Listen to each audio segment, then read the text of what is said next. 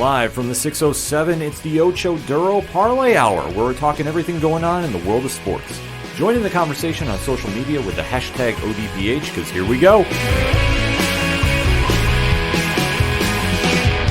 Instead of looking deep inside, every word I have to say, keep it simple. Welcome back for an all-new edition of the ODPH podcast, better known as the Ocho Duro Parlay Hour. What is going on, everybody? Thank you so much for joining us this week. My name is Ken M. Joining me in studio, as always, you know him. He's the co-host. His name is Padawan J. Hello, hello, hello. And also joining us in studio, senior sports editor of the ODPH. He is your coach. He is my coach. He is the coach, Coach Duffy. Nothing happened on Saturday, and we will not talk about it. Well, I guess there goes the segment, so this will be a shorter episode of the ODPH than expected. And yes. Fair enough. No, we're going to definitely deep dive into the land of sports on this edition, so we definitely want to interact with you. Hit us up on the hashtag ODPH, and you can find all the accounts that you need to interact with us on OchoDuroParlayHour.com. So jump in on Facebook, jump in on Twitter, jump in on Instagram, jump in on TikTok. Jump in on tout. Going old school. Yeah, Pat has a tout account for the show, so if you can track it down, by all means. And you can find all that and so much more at OchoDuroParlayHour.com. But let us kick off this episode recapping the two teams that are going to be going to the Super Bowl in a couple weeks. So, Pat, why don't you kick us off on the championship game recap? Yeah, so starting off with the game that was first on the day, Sunday, that was the NFC Championship game taking place between the Tampa Bay Buccaneers and the Green Bay Packers, where Tampa Bay won by the final score of 31-26. Tom Brady, 20 of 36 for 280 yards passing, 3 touchdowns, 3 interceptions. Aaron Rodgers, 33 of 48 for 346 yards passing, 3 touchdowns, 1 interception. Coach, your thoughts? I mean, do we start with a third down? Do we go there? Do we?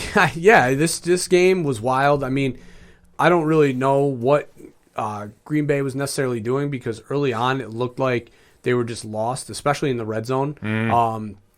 Rodgers missed a wide open Valdez Scanlon on an underneath route that he forced to Devontae Adams. Right? I want to say it was Devontae. I believe it was Devontae And Adams. it's just I don't get it. I don't know what Green Bay was doing.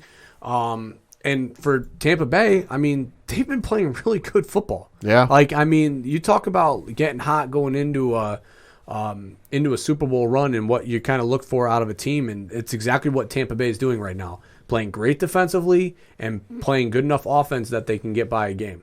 I think this was just a case of, Green Bay stumbled a little bit out of the gate, whereas Tampa Bay didn't. I mean, you see this if you've ever run a race against a friend and your friend gets a perfect start off the line, but you're running on grass, you're running on concrete or something, your foot, your right foot slips just a little bit, that you stumble a little bit, and you keep going. And that's enough for your friend to win. Tampa Bay came out the gate and they had 3 third down conversions on their first drive. Big conversions. Huge. Too. So coming out the gate 7-0 after the first quarter, I think it was just a case of Tampa Bay played near perfect football. Obviously not entirely perfect, 3 interceptions. Not in the second half. Right. Yeah. Near perfect football, but enough perfect football at the beginning where it was enough for them to build that separation where Green Bay just at the end wasn't able to make the comeback. They came out of the gate cold, Green Bay. That I think that Tampa Bay, with Tom Brady at the leadership role, knew what they needed to do. The fact that they got multiple third down conversions and kept Aaron Rodgers off the field was the story of the game. Yeah, Tampa Bay 9 of 14 on third down conversions. And especially they were not small gains. It wasn't like a 3-and-1. They were getting about 15 to 20 yards per third down. It was absolutely atrocious, the performance by the Green Bay secondary. I'm sorry. I know I've been getting online about this, and somebody's saying, well, no, it's not necessarily their fault. One player in particular had the worst game possible, and that was Kevin King. Yeah. He looked absolutely lost out there. I mean, that's tough wide receivers to go against. Yeah. I mean, it's not like he's going against, schlums. Like, you're going against 2 of arguably the top 10 wide receivers in all of the NFL. Yeah. Plus, you got to deal with Gronk. Plus, you got to deal with Brate. It's not an easy footing. And also that Green Bay defense is nothing to write home about. Right, and they hadn't been all year. I mean, that Rams game, they were just lucky that they, had a Rams team that was missing Cooper Kupp and, obviously the broken thumb of Goff. So, I mean, that to me was the biggest factor there. Oh, Right. it played factors, but King's performance in that game, obviously he got burnt badly in the first by Mike Evans. Yeah. That he did the leap too early. Yeah. But I don't really fault him necessarily for that one. I do fault him, though, for the Scotty Miller touchdown at the end of the first half. Yeah, where they were breaking that down on Get Up on ESPN. One of the commentators used to be a defensive back, and he's like, "That's the most just dumb bonehead move you can do as a veteran corner with time expiring to let the guy A, get inside leverage on you, and then B, not be deeper than him on a route that you knew, given the time, the situation, timeout, everything, going into that very scenario, and to let him get inside leverage on you and get over the top of you was just egregious, they were saying. Yeah, and it was, because you saw him, and the telling point was when he was running and Scotty Miller passed him, he was arms flailing. It looked like one of those comedy movies that he's running, trying to chase like the train that's flying past him to jump on. It was just an abysmal performance by him, and I hate to be so critical, but it is what it is, because right there is 14 points. Yep. That technically shouldn't have happened. I mean, the one I could see with Mike Evans, he jumped too early. Yeah. I'm not going to fault him about that. Yeah. That one, okay, maybe a timing issue, misjudged it, sure. But that Scotty Miller one, that you can't let that happen. You need to at least knock him out of bounds or at least jam him at the line that you couldn't let him go past you. Because the minute he was a foot past, he looked lost out there. And I think he was expecting more safety help, and he wasn't getting it. Yeah, I mean, who knows the specific calls of that coverage? But I mean, if you don't know the time and situation scenario that's going into that play, then you shouldn't be playing football. Like even if you thought you had safety help, you still need to be deeper than him with that little time left on the clock, because that touchdown really was the go ahead for Tampa Bay going into the halftime. Oh, absolutely, Pat. Yeah, and you can't really even chalk it up to being, kind of that rookie, it's your first NFC championship game. Kevin King is his draft in the 2017 NFL draft, so he's been around long enough and been in enough high-pressure situations that you should be used to it. Yeah, I mean, it was just a throwaway play, no pun intended, but you got to be paying attention for that, because that was the momentum shift. The fact that Tampa Bay put up 7 that late to end the first half, and it was a jump out first half too, 21-10 at half. So the fact they came out the gate swinging early too in the third quarter, albeit though Aaron Rodgers did come back because he is Aaron Rodgers. I also want to point out to Kevin King, sir, you are 6'3", 200 pounds. Scotty Miller, you are 5'9", 174. You got the height and size advantage. Enough said. Yeah, but I mean that's different when you're running side by side on a route. Like if it's press coverage, like the jump ball error where he just mistimed it. Like, dude, use your height. Get into Mike Evans' face, play him. Body him up like you would in basketball. But on a deep route like that, you just got to run. He just got burnt. Yeah, that's really what it is. That's the thing. But he needed to be better about making sure he didn't get burned on that one. But it is what it is. But the story of the second half was Aaron Rodgers, who did lead the team back, albeit though. The question that will be judged throughout time through the rest of his career is the question of late in the fourth quarter.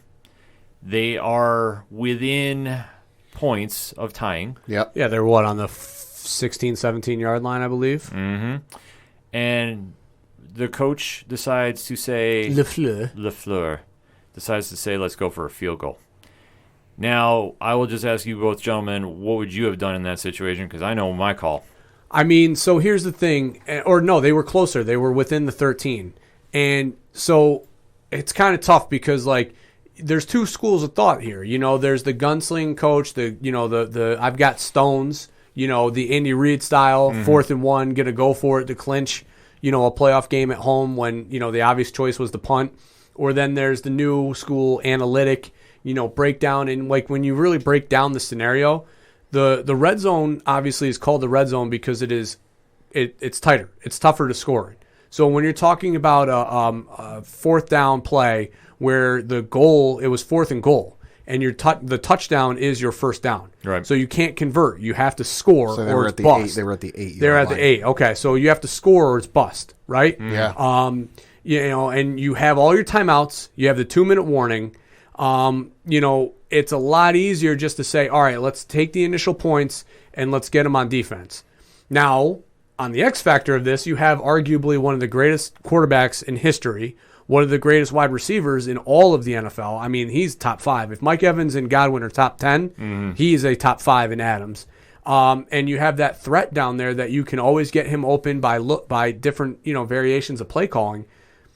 I feel like you have to go for, especially when you consider the fact that your defense has done dinky-do. Even though they've had 3 turnovers, the last 3 out of, 5 possessions probably at that point, I still feel like you have to go for the touchdown. Because when you go for the field goal, not only are you taking momentum away from yourself, but you're also pinning them deep at their own 8-yard line, worst case scenario. Yeah. So, worst case scenario, you pin them deep.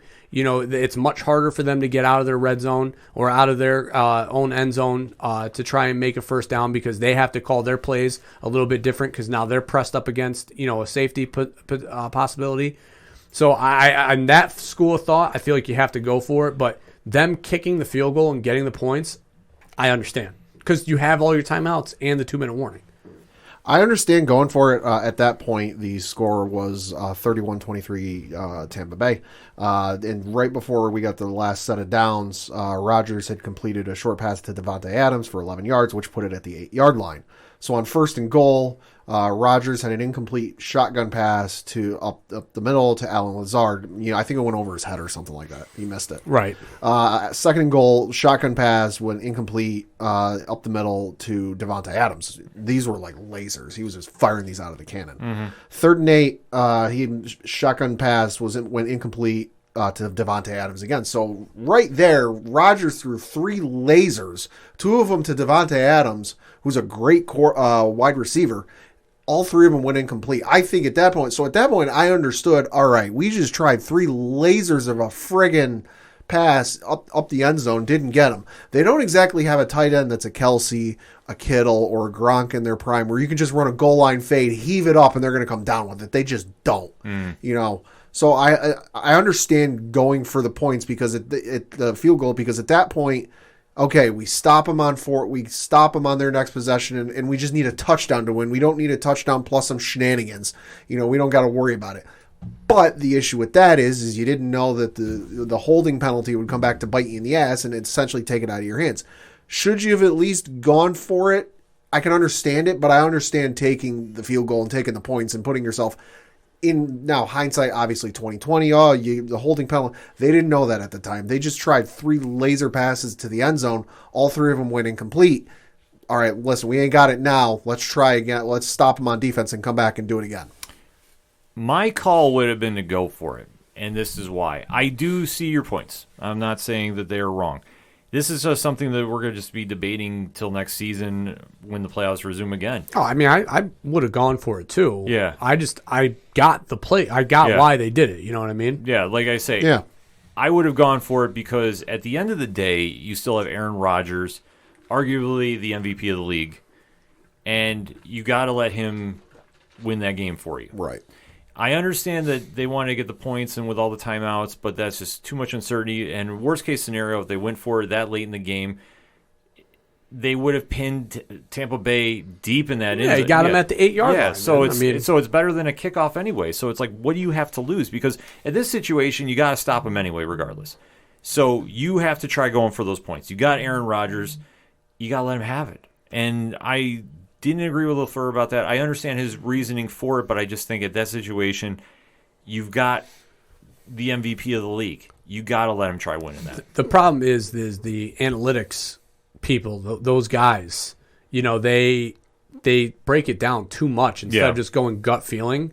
Because obviously Andy Reid would have gone for it. Those kind of guys. Right. The Tom Coughlins, the Holmgren, I would have thought, would probably go for it. Parcells, like those, Belichick, those guys would have said, let's do it. I think the reason, and I'm looking at the play-by-play here on ESPN.com, or at least what happened on each drive, I think the reason LaFleur might have gone with that is, Tampa Bay got a field goal to put it 31-23.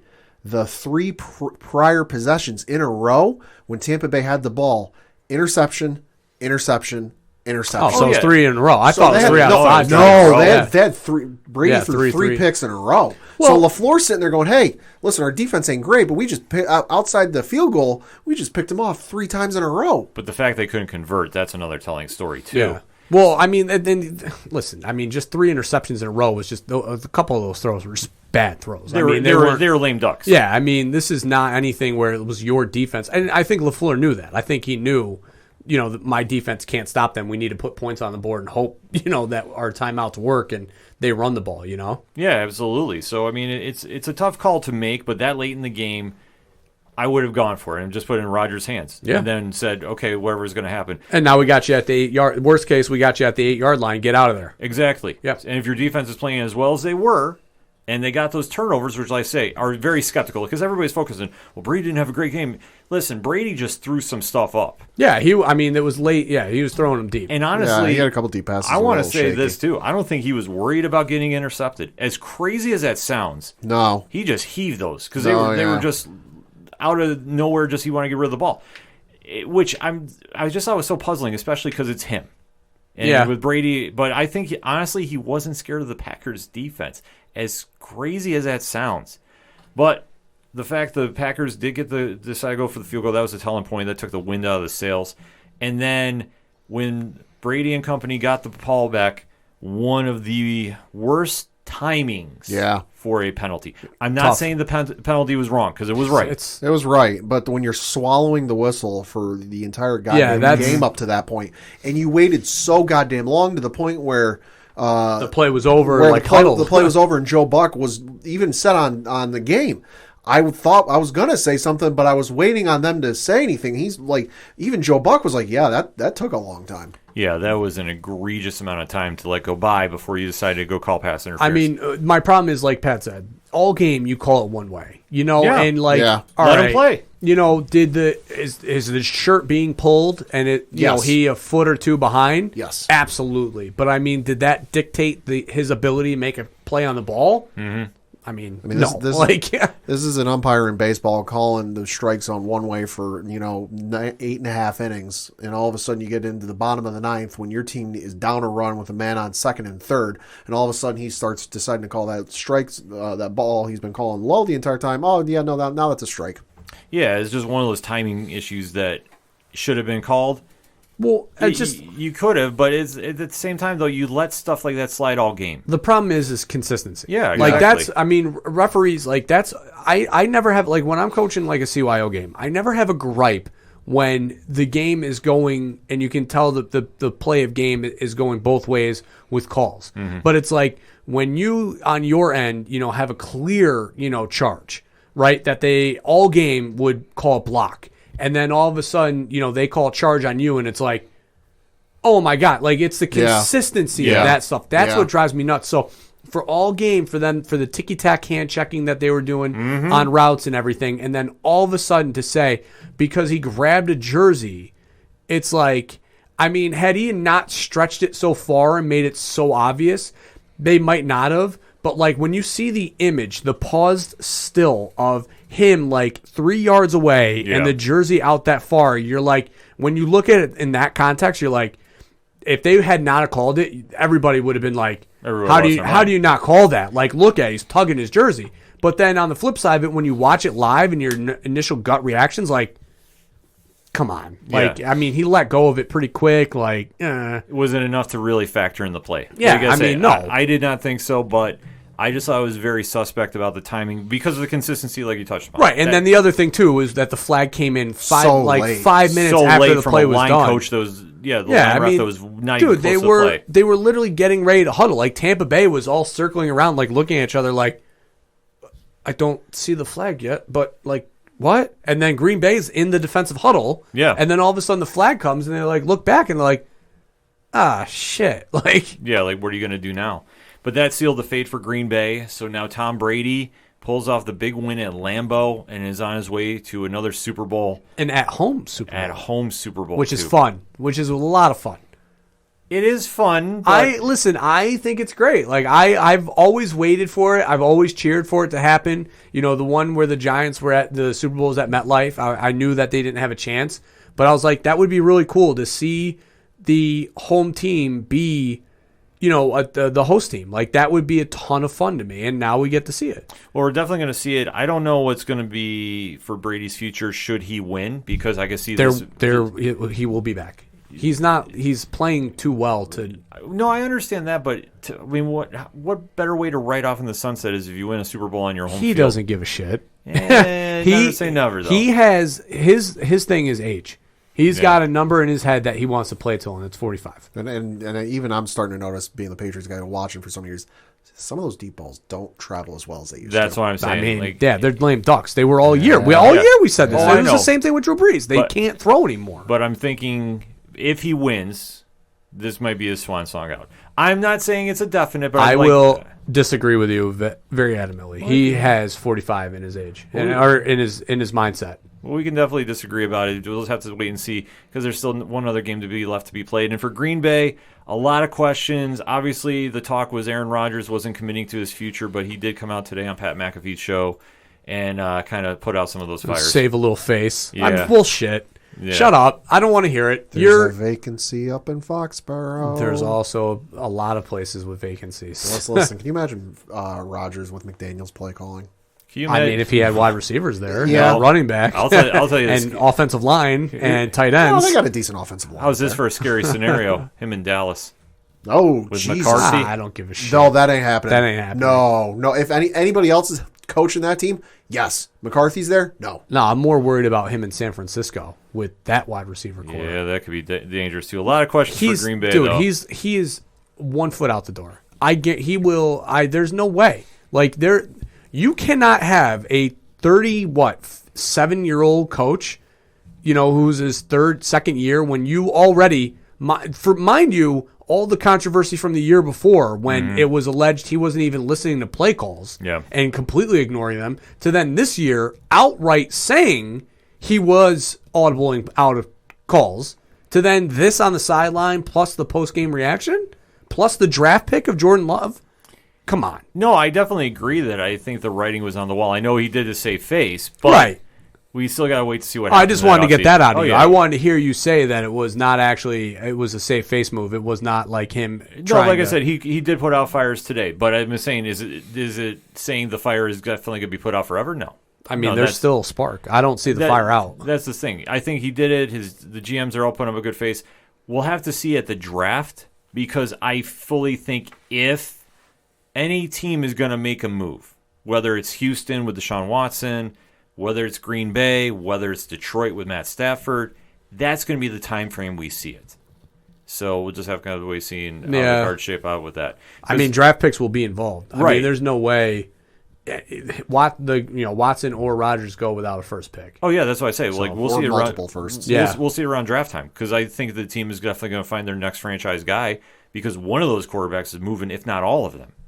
Yeah, so, I mean, Garoppolo's also names being tied to. There's so many names getting mentioned right now. One name though that is not getting mentioned is Patrick Mahomes. Yeah, because he is locked and loaded, leading Kansas City to another Super Bowl appearance. Pad? Yeah, so for the AFC Championship, we had the Buffalo Bills taking on the Kansas City Chiefs, where they're contractually obligated to only play each other in this game once every 27 years. Don't believe me? Look up the records. Kansas City won by the final score of 38-24. Patrick Mahomes, 29 of 38 for 325 yards passing.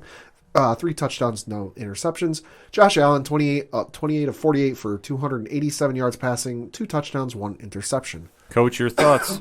Fucking Tyreek Hill, man, is a goddamn cheat code. Ooh. Yeah. Dude, I mean, I had him in that fantasy game against Tampa Bay, and I saw the numbers, and it was like awe-shocking, but like I didn't watch the game as tight because I was doing stuff. I mean, I watched this game pretty much start to finish. I mean, you can't double him. Nope. You can't triple him. You can't. Well, yeah, you can't commit that many guys to him. You can't single cover him because he's just going to blow by you. You can't zone him because he'll find the soft spot in the zone. You can't blitz Mahomes to try and get him off his timing because he's just going to get around that. Like, Tyreek Hill is literally such an X factor that, I mean, I don't see, as well as Tampa Bay's playing defensively, you can't stop him. You can't. You can't even hope to you have to contain him. You're about that bullshit. You can't even do that. Like, you just have to pray that he scores fast enough that it leaves enough time on the clock for you to go and score. Yeah. Because that's the only way. Because Buffalo did that. They tried to have an arms race with Kansas City, which is, I mean, the only move that you can do, but it's not the right move.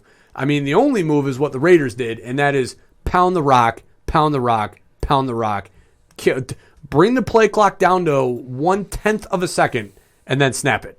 Because that's all you can do. Pat? No, yeah, this was definitely a game that you knew it was going to be a shootout. You knew this was, old Wild West, high noon shootout. But no, Coach was right about Tyreek Hill. 9 catches, 172 yards passing, no touchdowns. So, okay, try and shut him down. Well, fucking hell, Travis Kelce, 13 catches, 118 yards, 2 touchdowns. Okay, shut him down, Marcus Hardman. And I know, and this and this offense is going to give Tampa Bay fits. They already did. Because Yeah. who the hell do you cover?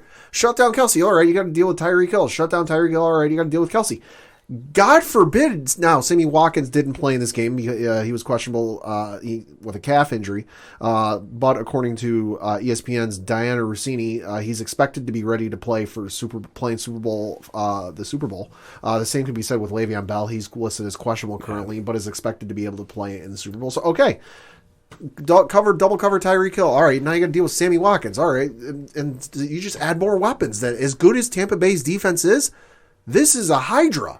This is okay. Okay, you take off. It's facts. You take off one head, 2 more pop up. You take off another one, 2 more pop up. You just can't stop that. The crazy thing is that teams were calling about Hardman because they didn't have the room to use him because at the time Watkins was healthy and Kelce was there. They had, obviously Tyreek Hill, and they had another wide receiver that was ahead of Hardman on the depth chart, and teams tried to pull him. Like, they were offering, picks, and Kansas City didn't move on him knowing what was coming. And good thing. No, Kansas City definitely drew up a great playbook on both sides of the ball. Offensively, it was going to be, okay, who can you shut down, Kelce or Hill? You did a good job about slowing, to a degree, Kelce down. Okay. To a degree. If you want to say that. That's how you want to call it. That. I mean, if you want, that's like me. 15 targets, 13 catches. He averaged 9.1 yards a catch. Well, like I say, to a degree, because he was the one to take the game over. Even though he did get the 2 touchdowns, it was all Tyreek Hill. And that was one thing that I feared with how Leslie Frazier calls that defense, because he did the soft zone, which wasn't the worst idea to do.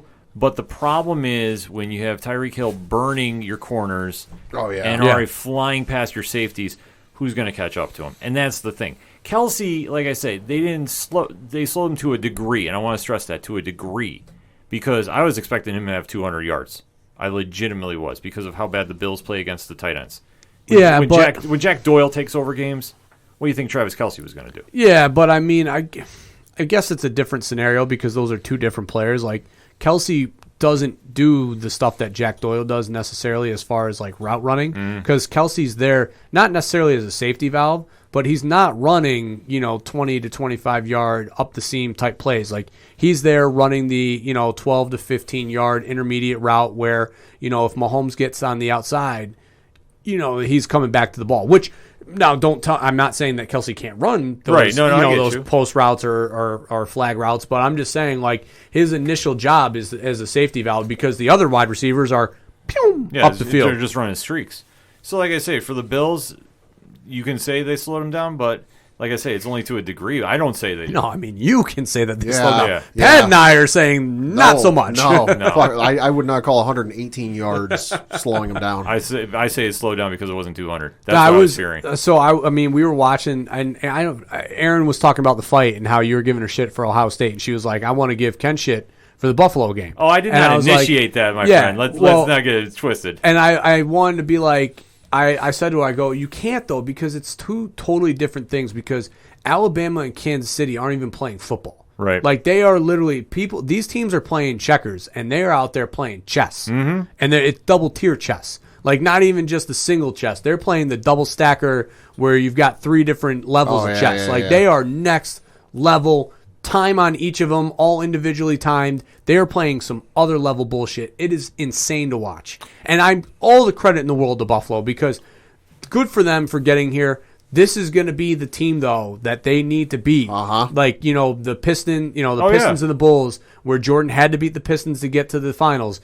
This is the same shit that Buffalo is going to face for the next 10 years. This could very easily be the next iteration of the Brady-Manning matchup that we saw so many times and met up in the AFC Championship game so many times, that this could be your new iteration. I'm not doubting that, and I'm not saying this as a Bills fan, but I'm saying that I do agree with you completely that the Bills even came out today in the later press conferences.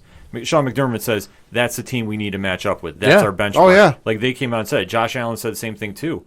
So the Bills understand what's ahead of them, and they know they definitely need to do some work. One area that they definitely was hurting in, and this definitely showed, was the run game because they started off with Singletary, and he was gone. Like, I don't know if he got hurt. I didn't even hear anything. And all of a sudden, TJ Yeldon's running. Right.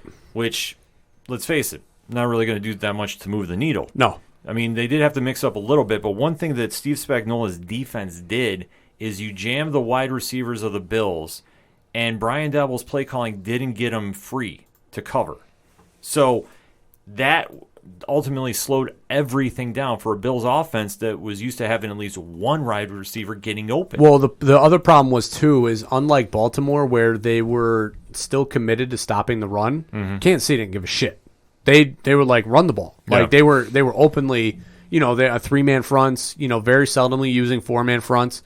Blitzes were coming off the edge, basically inviting you to, hey, if you want to let TJ Yeldon run up TJ or Yeldon run up the middle, go ahead. To me, if I'm Buffalo, I'm committing to, we need to get a run game going. This offseason, whether it's, signing somebody or, if Najee Harris falls that late in the draft as far as being, one of the better running backs coming out of college this year. You have to go that route. They have to look at that. Yeah. Zach Moss, I'm not sure, is going to be the guy. He's not.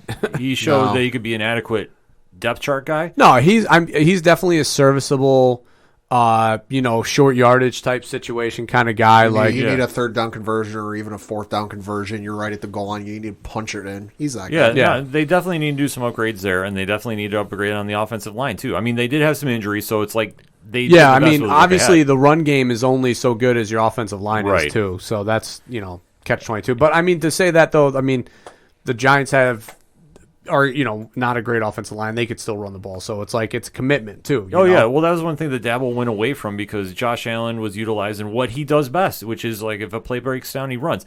Albeit though in this game, going back easy there, Pad. I know he's getting a little emotional about the game. Yeah, it's all right.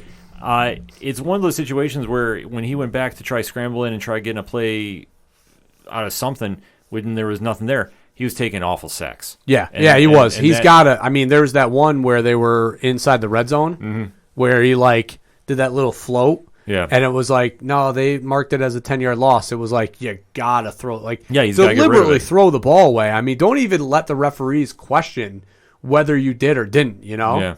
But like I say, for what the Bills did, they got nothing to hang their head about, and they're still a very young team. That's the one thing that people were already writing them off. Like I was already hearing about the Bills haters already chirping like, oh, that was their one shot and they're done. It's like, you don't seem to realize that this is Josh Allen's third year. Same thing with Sean McDermott. Right. You're still learning how to do those. You still got Diggs under contract. Yeah, you still have the weapons there. The only ones you got to lock up a little bit, I'm sure will get taken care of. And you definitely need to make some upgrades on the offensive line, and we need a true number one. Singletary isn't that guy. Yeah. When your leading rusher for the entire season, regular season and postseason, is Josh Allen by 2 yards at 88. Yeah. And your second place was Singletary week 8 against New England where it was 86. You need an upgrade. Not even just to say that. I think the secondary too is something that they need to look at as far as corners because you can't trust who's the guy that fought? What Wallace and Norman? Yeah, you can't. Norman at this point is not fast enough to keep up with some of these. And if you're gonna match up with Kansas City, it's got to be speed versus speed. Yeah, Tre'Davious White was having a real tough time with Tyreek Hill. Yeah. But who wasn't on that team? Right. Listen, I'm not saying you need to go out and get Deion Sanders 2.0. You're not going to find that, but you got to at least get somebody comparable where you can go out there and say, all right, I know that they have the advantage in this matchup, but I feel comfortable in knowing that if we need to make a tackle in the open field, my corner can do it, because that's what was missing. Yeah, you need a guy who can slow him down. You're not going to find a guy who was able to stop him. Nobody's going to be able to stop Kelsey or Tyreek Hill. But you need a guy who can slow him down, because what it was looking like on the field was Tyreek Hill was looking like a Lamborghini at Mach speed, whereas the guy who defended him looked like he was driving a moped. I mean, driving a moped. I mean, Gilmore, as great as he is in New England, can't slow down Tyreek Hill. No, I mean, in fact, Tyreek Hill should have been over 200 yards because he dropped that one that he would have taken about 70 yards. Like I say, for what the Bills did on defense, I'm glad that both Kelsey and Hill didn't have over 200 yards. Sure. That's why I say I take the slow to a degree All for right. Kelsey. But I do admit they got burned. I mean, they got absolutely destroyed. And Leslie Frazier's defensive scheming Needs to learn the phrase second half adjustments. No, I don't know if he was too focused on the Houston head coaching job or what. Like, I don't know. There was just something about There's somebody who actually wants that job? between him and Ben-Ami. Which I mean, the fact that they're waiting this long to name somebody obviously means that they're chasing some coordinator for one of these two teams. Well, that's what I'm thinking. It's got to be Ben-Ami, which would be the smart move to do for Houston. I know they're going to lose Deshaun Watson either way, but it's a smart move. Yeah. And Ben-Ami, you can see what he does with this team. That he has put together this motion-led offense that you can't stop. It's you can call it the Hydra offense. No, we'll I mean, give credit to Pat for that one. I mean, honestly, when I watch their offense, it just reminds me of the innovation, the creativity, the flow. What Alabama does. Yeah. Like, I mean, I watched that Notre Dame game, and I saw Alabama doing shit that, like, I was like, what the? Like, it was so outside the box. And that's what Kansas City does. I mean, that motion with Kelsey and that little underhand flip, with Patrick Mahomes where he's dropping back. Yeah. It looks like it's a full drop back. And then the next thing you know, he's doing this underhand shuffle, essentially just a shovel pass, but, with his own flair. Playing fucking hacky beanbag toss. Yeah, with, Kelsey able to just walk into the end zone. I mean, and the way that they motion, it obviously, so the motion thing does two things. One, it establishes whether the defense is playing man-to-man or zone. And then two, depending on matchups and schemes, also can throw a team off of their matchup, because if you send a guy like what Green Bay does with Adams, if you send a guy halfway across the field, assignments might change, matchups might change, but then you bring him back the other way, the whole defense blows up. It just literally just implodes because they don't know who's got who. And the creativity that Kansas City has, it's nuts. It's absolutely crazy. So, I mean, it's kudos to Ben-Ami, and I think that any team that still needs a head coach would be foolish to pass him up for what he's bringing there. Yeah, I mean, and listen, and Dabble too. I mean, really, what Buffalo gained out of this, though, is that he was too tied up to interview for jobs, and teams are too impatient to wait, because them retaining Dabble was huge. Oh, yeah, it's huge. It's huge for them retaining him. Frazier, I don't know. Like, I don't like how he comes out the second half, and they immediately got burnt the first time they came out the second half. Yeah, I mean, listen, like, as far as that goes, the defensive coordinator positioning, as second half adjustments can be so difficult, because you go in with a game plan, and especially, when a team is as good as Kansas City is, to make any sort of adjustment, it's like, what really are you going to change? Well, you know what I mean? Like, you almost just have to batten down the hatches and just kind of lay and pray, Well, like I say, they didn't do that at all. I mean, they gave up, 21 unanswered, and then they did go for the 3 points, which I know fans were going crazy online about McDermott kicking that. It's still early. It was dumb. They had to take the points. They had to take the points. The offense wasn't doing anything at that point. Not to mention you're kicking off to start that quarter, so all you're doing is kicking off twice. Yeah, exactly. You just take the points. Exactly. It was a smart move It's take there. It's the same shit I do in Madden. Like, if I'm in that same position, I'm frustrated that I'm kicking a field goal, but you take the points and then you go into halftime. Also, no offense to Josh Allen, he's good. He ain't no Aaron Rodgers. Well, exactly. At that stage, they weren't. Well, not yet. They weren't getting anywhere with it. I mean, I didn't fault them for doing that at all. And then I saw Bills fans were going crazy about them. Like, stop. Yeah, I mean, that's all armchair. That's all. But the problem is, especially with you Bills, you fans, it's all gut. It's all it's all initial reaction. It's all heat of the moment. It's not removing yourself from it, thinking, all right, the points here are kind of the right move going into halftime. If it's the fourth quarter, fucking go home. Well, that's the fourth quarter when they kicked the field goal. I thought they should have gone for it, because that's the whole thing. Like, what do you have to lose at this stage? At that point, you got to go for it. You're not saving face by kicking a field goal and instead of being a 14-point deficit, now it being an 11. Yeah. But like I say, they had small victories here, and I thought for being in the AFC Championship game for the first time since '93, they did put on a good performance. But Kansas City's light years ahead of everybody. No, it's literally what it boils down to. I mean, listen, I just said I know Tampa Bay is good as defensively as they played. They played this Kansas City team and they thrashed them.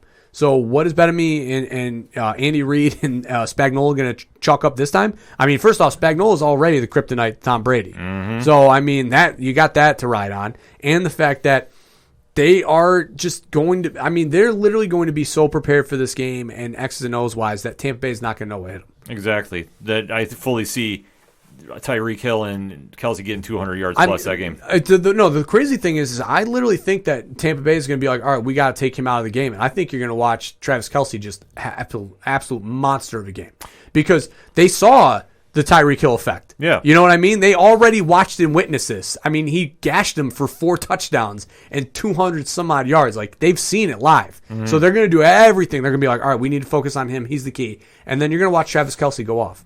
Right. That's something Tampa Bay is definitely going to have to do. I mean, we'll obviously be talking about that game next week when we give our Super Bowl preview, but it's still something to see going forward. So Kansas City and Tampa Bay are going to be locked and loaded for the Super Bowl. Hit us up on that hashtag ODPH. What is your thoughts about the championship games from this past week? And give us maybe an early Super Bowl prediction. We get them in time. We'll read them on air next week. So definitely stay tuned for that. We're going to take a quick break. We'll be right back.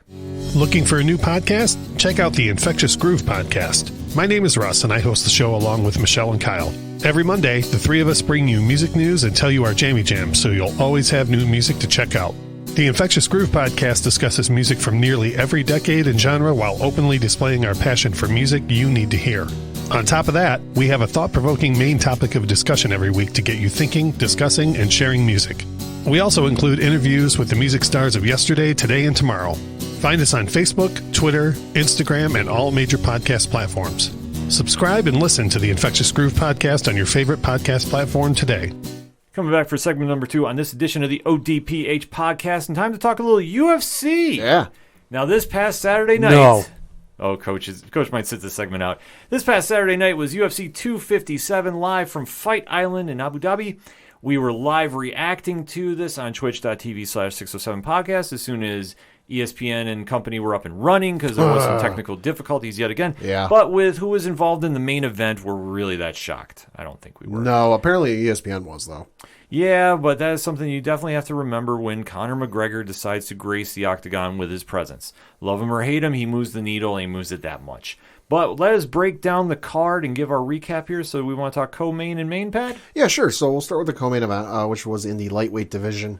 You had Michael Chandler, newcomer to the UFC, coming over from Bellator, taking on Dan Hooker, where Michael Chandler emerged victorious with a TKO in the first round, 2 minutes and 30 seconds into the round. Now, Coach, you were at the fights. What was your reaction seeing Michael Chandler for the first time? Dude, I was preparing for him to wrestle. You know, like I thought this was going to be more of a slowdown, you know, not lay and pray necessarily, but I definitely thought it was going to be a slowdown, you know, drag it to the mat, side control, posture, side control, buck off, side control. You know, like I thought it was going to be that style fight, and instead, I mean, Chandler threw hands, and my God, did I walk away from this fight being like, whew, here's the title contender. You know, I was very impressed with him. I hadn't heard much about him. I hadn't seen any footage of the guy. So I went in totally blind on this guy. And same as Coach, I was very impressed with his performance. Chandler is a Bellator staple. And if you remember last week, I said him as the underdog. That is an insult. Well, yeah. And I mean, we all, you know, you said that and we watched it and it was like, yeah, I mean, that's just, but it's like Rich was saying when we were watching it, you know, these Bellator guys have come over. And they've had so many guys come in with such poor first initial outings that it's like now all of the Bellator guys who come over are just going to get branded with that. You know, there's no choice. Yeah, and it's unfortunate, but it is what it is. I mean, obviously the track record for fighters coming in from outside the UFC where they've been champions has not panned out the best. But Chandler, yeah, fair enough. But Chandler is a different type of guy, and that's why I said when I saw this, it's like, this is kind of an insult. And for Dan Hooker, too, I don't want to say he looked scared, but he definitely looked caught up in the moment. Yeah. Not only did I think he looked caught up in the moment, I just think he was so thrown off by the power. Yeah. I mean, listen, they literally, I watched all the embedded stuff, I was really, I was into it because Connor was there. And, I will watch the embedded stuff every once in a while if it comes across the timeline, but this I was really into. And, Chandler had talked about, this is going to be all week that, this is going to be a wrestling match, like Samba versus wrestling. We're going to take it to the ground. We're going to tie each other up and we're going to wrestle. And, we're going to see a true Samba versus American wrestling style fight. So I hope fans are ready for that. So I wasn't prepared for that. So there's no way Hooker was thinking the same thing. Like, this guy's going to slugfest with me, especially given the reach. Yeah. It was definitely a wild take, but Chandler did the right thing and definitely made himself an overnight star. For sure. Oh, absolutely. You saw the UFC audience that had never seen a fight before was like, who is this guy? And then let alone cutting the wrestling-style promo at the end. Top shelf. Yes. Charisma out the ass. Yeah, which is something we saw in Bellator. But to see it translate over here is a big move, and especially he was one of the most sought-after free agents in recent memory to come to the UFC. So to jump into a very stacked lightweight division, you need to stand out, and he definitely did that. There's two things that I loved, not only the promo, but him flipping, jumping over the fence. Yeah. Going, where Dana White was sitting. Not saying, like, we all were watching the show, like, oh, he must have, like, I want Khabib, like, I want this. No, he just said, why don't you follow me on Instagram? Yeah. Like, that's awesome. And then Dana in the post-fight, it was great because he was talking, he's like, how fucking sick are you guys seeing these dudes backflip off the cage? Yeah. Because, I agree with him. Chandler did this backflip, and we all were like, I thought he was going to blow a knee out. Oh, my God. He landed so bad and tried to save it with that, like, cartwheel backflip handspring, and we were all like, yikes. Yeah. Stop doing it, guys. Between him and Gaethje, that's like the two people I'd never want to see do that. I understand you're excited, but, like, just clap for yourself. Like, give yourself the Ciampa pat on the back. Yeah, or just leap over the cage and run in the crowd. Like, Well, don't do that. See, I thought No. I thought that's what he was gonna do. Well, like Jose Aldo style. I thought, all right. or even Connor. The couple times Connor's done it, I thought that's what he was gonna do, and then maybe halfway through he realized, shit, I shouldn't do this. Not a good first look. Yeah, I think it was just caught up in the emotion because he's finally here. And say what you will, the UFC is the straw that stirs the drink in the MMA world. Right. I mean, there's other organizations like ONE and Bellator, but let's face it, you get to the UFC, you got to make that first appearance matter. Listen, those companies aren't charging $69 for a pay-per-view. You know what I'm saying? Like, there's a reason. Exactly. So Chandler with a huge win, and then all eyes shifted to the main event. Yeah, so this one was in the lightweight division between Dustin Poirier, Conor McGregor, part 2, where the fight ended with Dustin Poirier defeating Conor McGregor via TKO 2 minutes and 32 seconds into the second round. Coach? The thoughts, views, and opinions are that of Coach Duffy and do not necessarily reflect that of the ODPH. Listener discretion is advised. I'm furious. I mean, I stormed out of our viewing party, obviously. Not necessarily stormed out. Twitch.tv/607podcast to see the reaction. But I definitely left, pretty hastily. Yeah. My initial gut thing was Conor in the first round was showing dominance. Yeah. Like old school Conor, forcing his will on Poirier. At one point, Poirier scored the takedown. Conor got literally up from it in a matter of seconds. Maybe a couple shots did get in, but very minimal damage done. Well, and wasn't it even a takedown where like Conor was like still half up? Yeah, I mean, he was on the ground, but like his upper half was still scooted himself to the cage pretty quick. He wasn't in a dominated position. Yeah, but I mean, Poirier did land a couple shots on the ground, and Conor was able to get up. And at one point in the clinch, Conor pushes Poirier and pins him. Up against the cage as if it was like a little brother who had taken, one of your toys that you wanted to play with away from you and boom, up against the cage and was getting some shots in. I still, to this minute think that Conor should have finished the fight at that point in the first round because there was times where Poirier had his hands down and Conor just backed away. I know you're going to say that he respected his power. I don't see it that way. I think Conor was fucking toying with him, was doing the John Jones style stuff where he was trying to drag this fight out. Yeah. I think it was a silly, move because he had him. I don't even give a shit. I'm going to say this until they fight again, that he had him in the first round and just didn't finish him. And then the second round comes out and those goddamn leg kicks. Yeah. Dude, I'm saying, I think I've texted it to somebody. I will never undervalue the leg calf kick again in my life. Yeah, I'll never undervalue it. It's the greatest move in all of mixed martial arts. It is the, what's the Jericho fucking finisher, the elbow of doom or whatever? The Judas effect. Judas effect. It is the Judas effect of MMA. You kick somebody in the calf so hard that they can't walk, fight's over. Bad? No, yeah, definitely a very surprising end because I think we all had Conor McGregor winning this fight. You know, I think at our watch party, if you go back twitch.tv/607podcast, the only person in the room that had Poirier winning was Nostradamus. Yeah, and I wonder why. Maybe because he's still upset about the Cowboy getting his bell rung. Yeah, I have to say he's no huge fan of Conor's. Yeah, between him and Diesel, who did not make the watch party, but was very vocal on the Patreon this week. Yeah, so definitely very surprising. And I agree with Coach, and I think we all agreed once the fight was over, Conor had him. He had you can go back and on ESPNplus.com, and watch the fight over where Conor had him. He had a couple shots where he punched him in the head, and Poirier had his bell rung a little bit. Now, not to the point where it's like, oh, this is going to be it, but it's like, oh, there's a shot. He's eating shots. And just for whatever reason, whether it's the John Jones, effect where he just wanted to drag it out and toy with him and really showcase his skill, who knows? But, I saw one person online say that they thought it was a case of just Conor boxed too much, that he was just too much of a boxer. He really didn't see the MMA stuff you've seen from him in the past. Maybe that's the case. Maybe it's not. I'm not an expert, but Conor definitely screwed the pooch on this one. He had him beat, and he let Poirier stay in it. Let's just give a quick history lesson here, though. Conor has not fought in over a year. Last fight was against Don Cerrone. Conor also, from what I saw on a tweet, hasn't won a fight in this division in quite some time. Right. He has definitely not been a dominant 155er in a long time. Dustin Poirier has not fought since Dan Hooker, if memory serves me right, which happened late last summer in a Fight of the Year candidate because they were absolutely beating the shit out of each other. Excuse my language. So you got to factor that out of the equation. So Conor McGregor came in, the big return fight. He's coming back. He finally got the fight he wanted. Dustin Poirier wanted the revenge fight for what happened years ago with a first-round knockout. So this all came down to who was hungrier and where they were at this stage in the cage.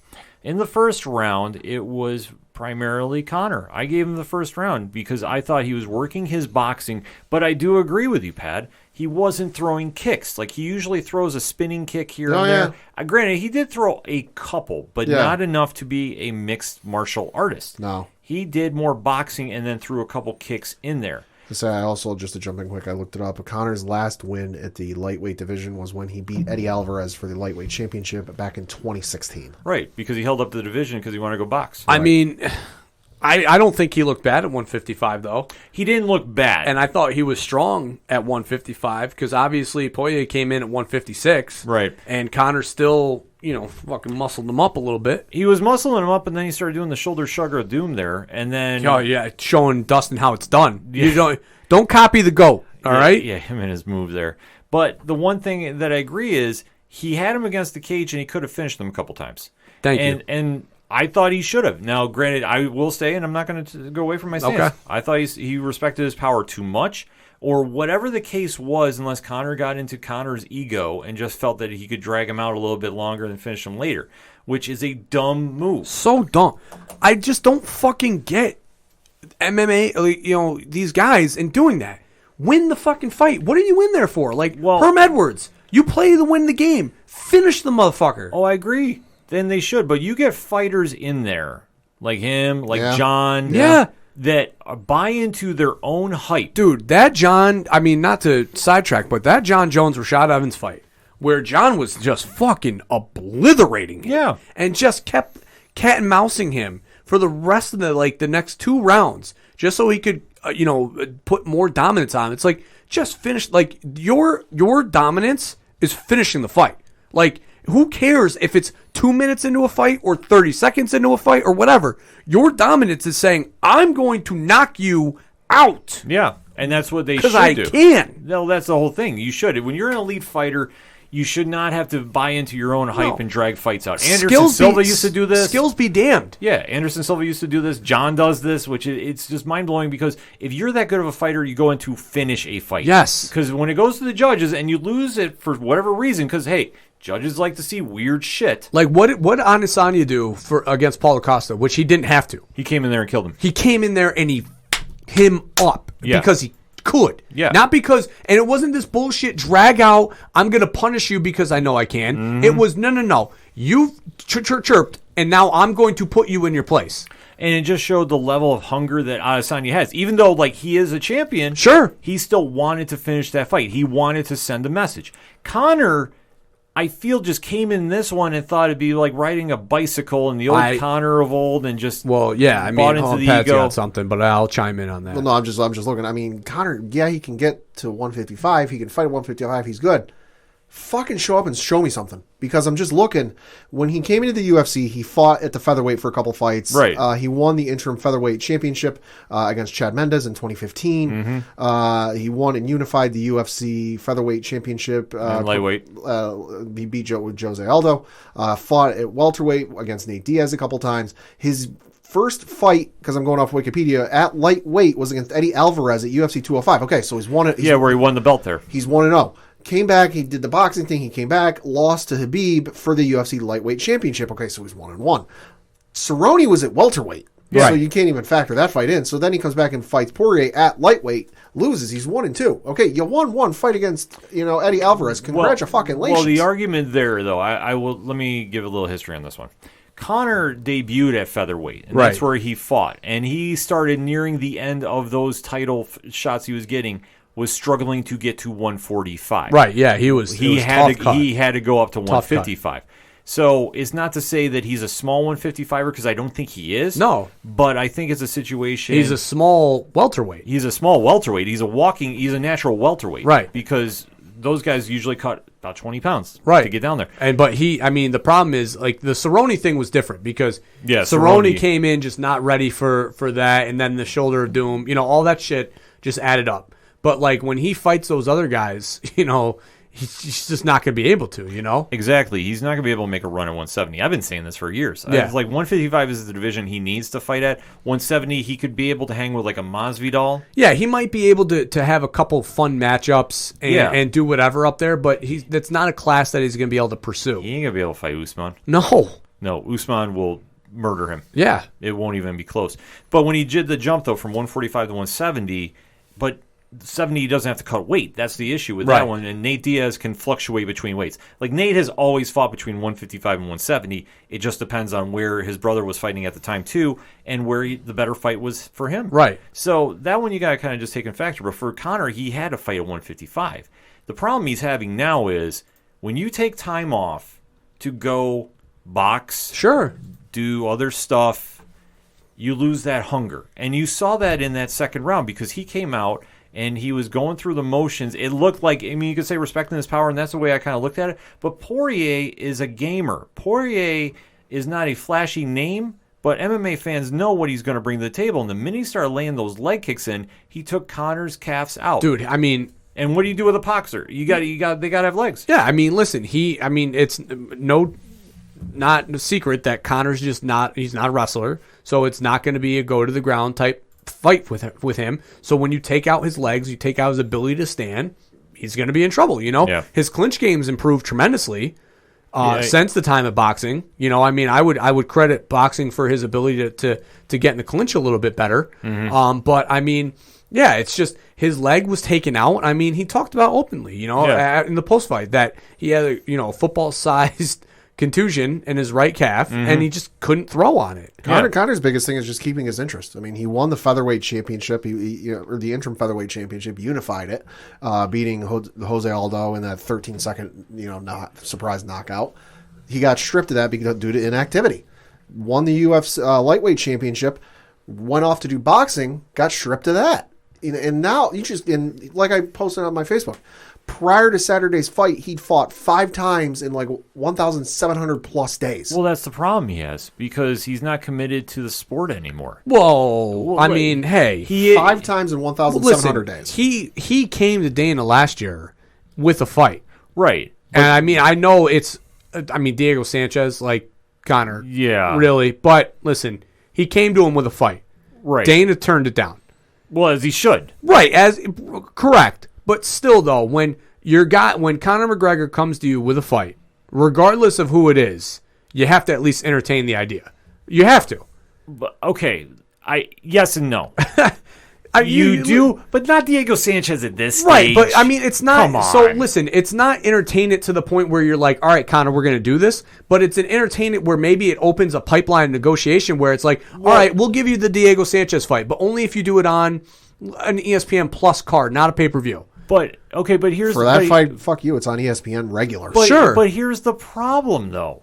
For what Conor was trying to do there, they did counter-offer him some fights. One with Justin Gaethje, and he wouldn't take it. Right. There was another one, I almost want to say he had Poirier last year, and he delayed it because he was trying to get another fight with Khabib. No, the Poirier thing was so they came to him with Gaethje. He didn't want that fight. Yeah. And then they offered him Poirier, which he said that he would consider doing, but he wanted the Diego thing first.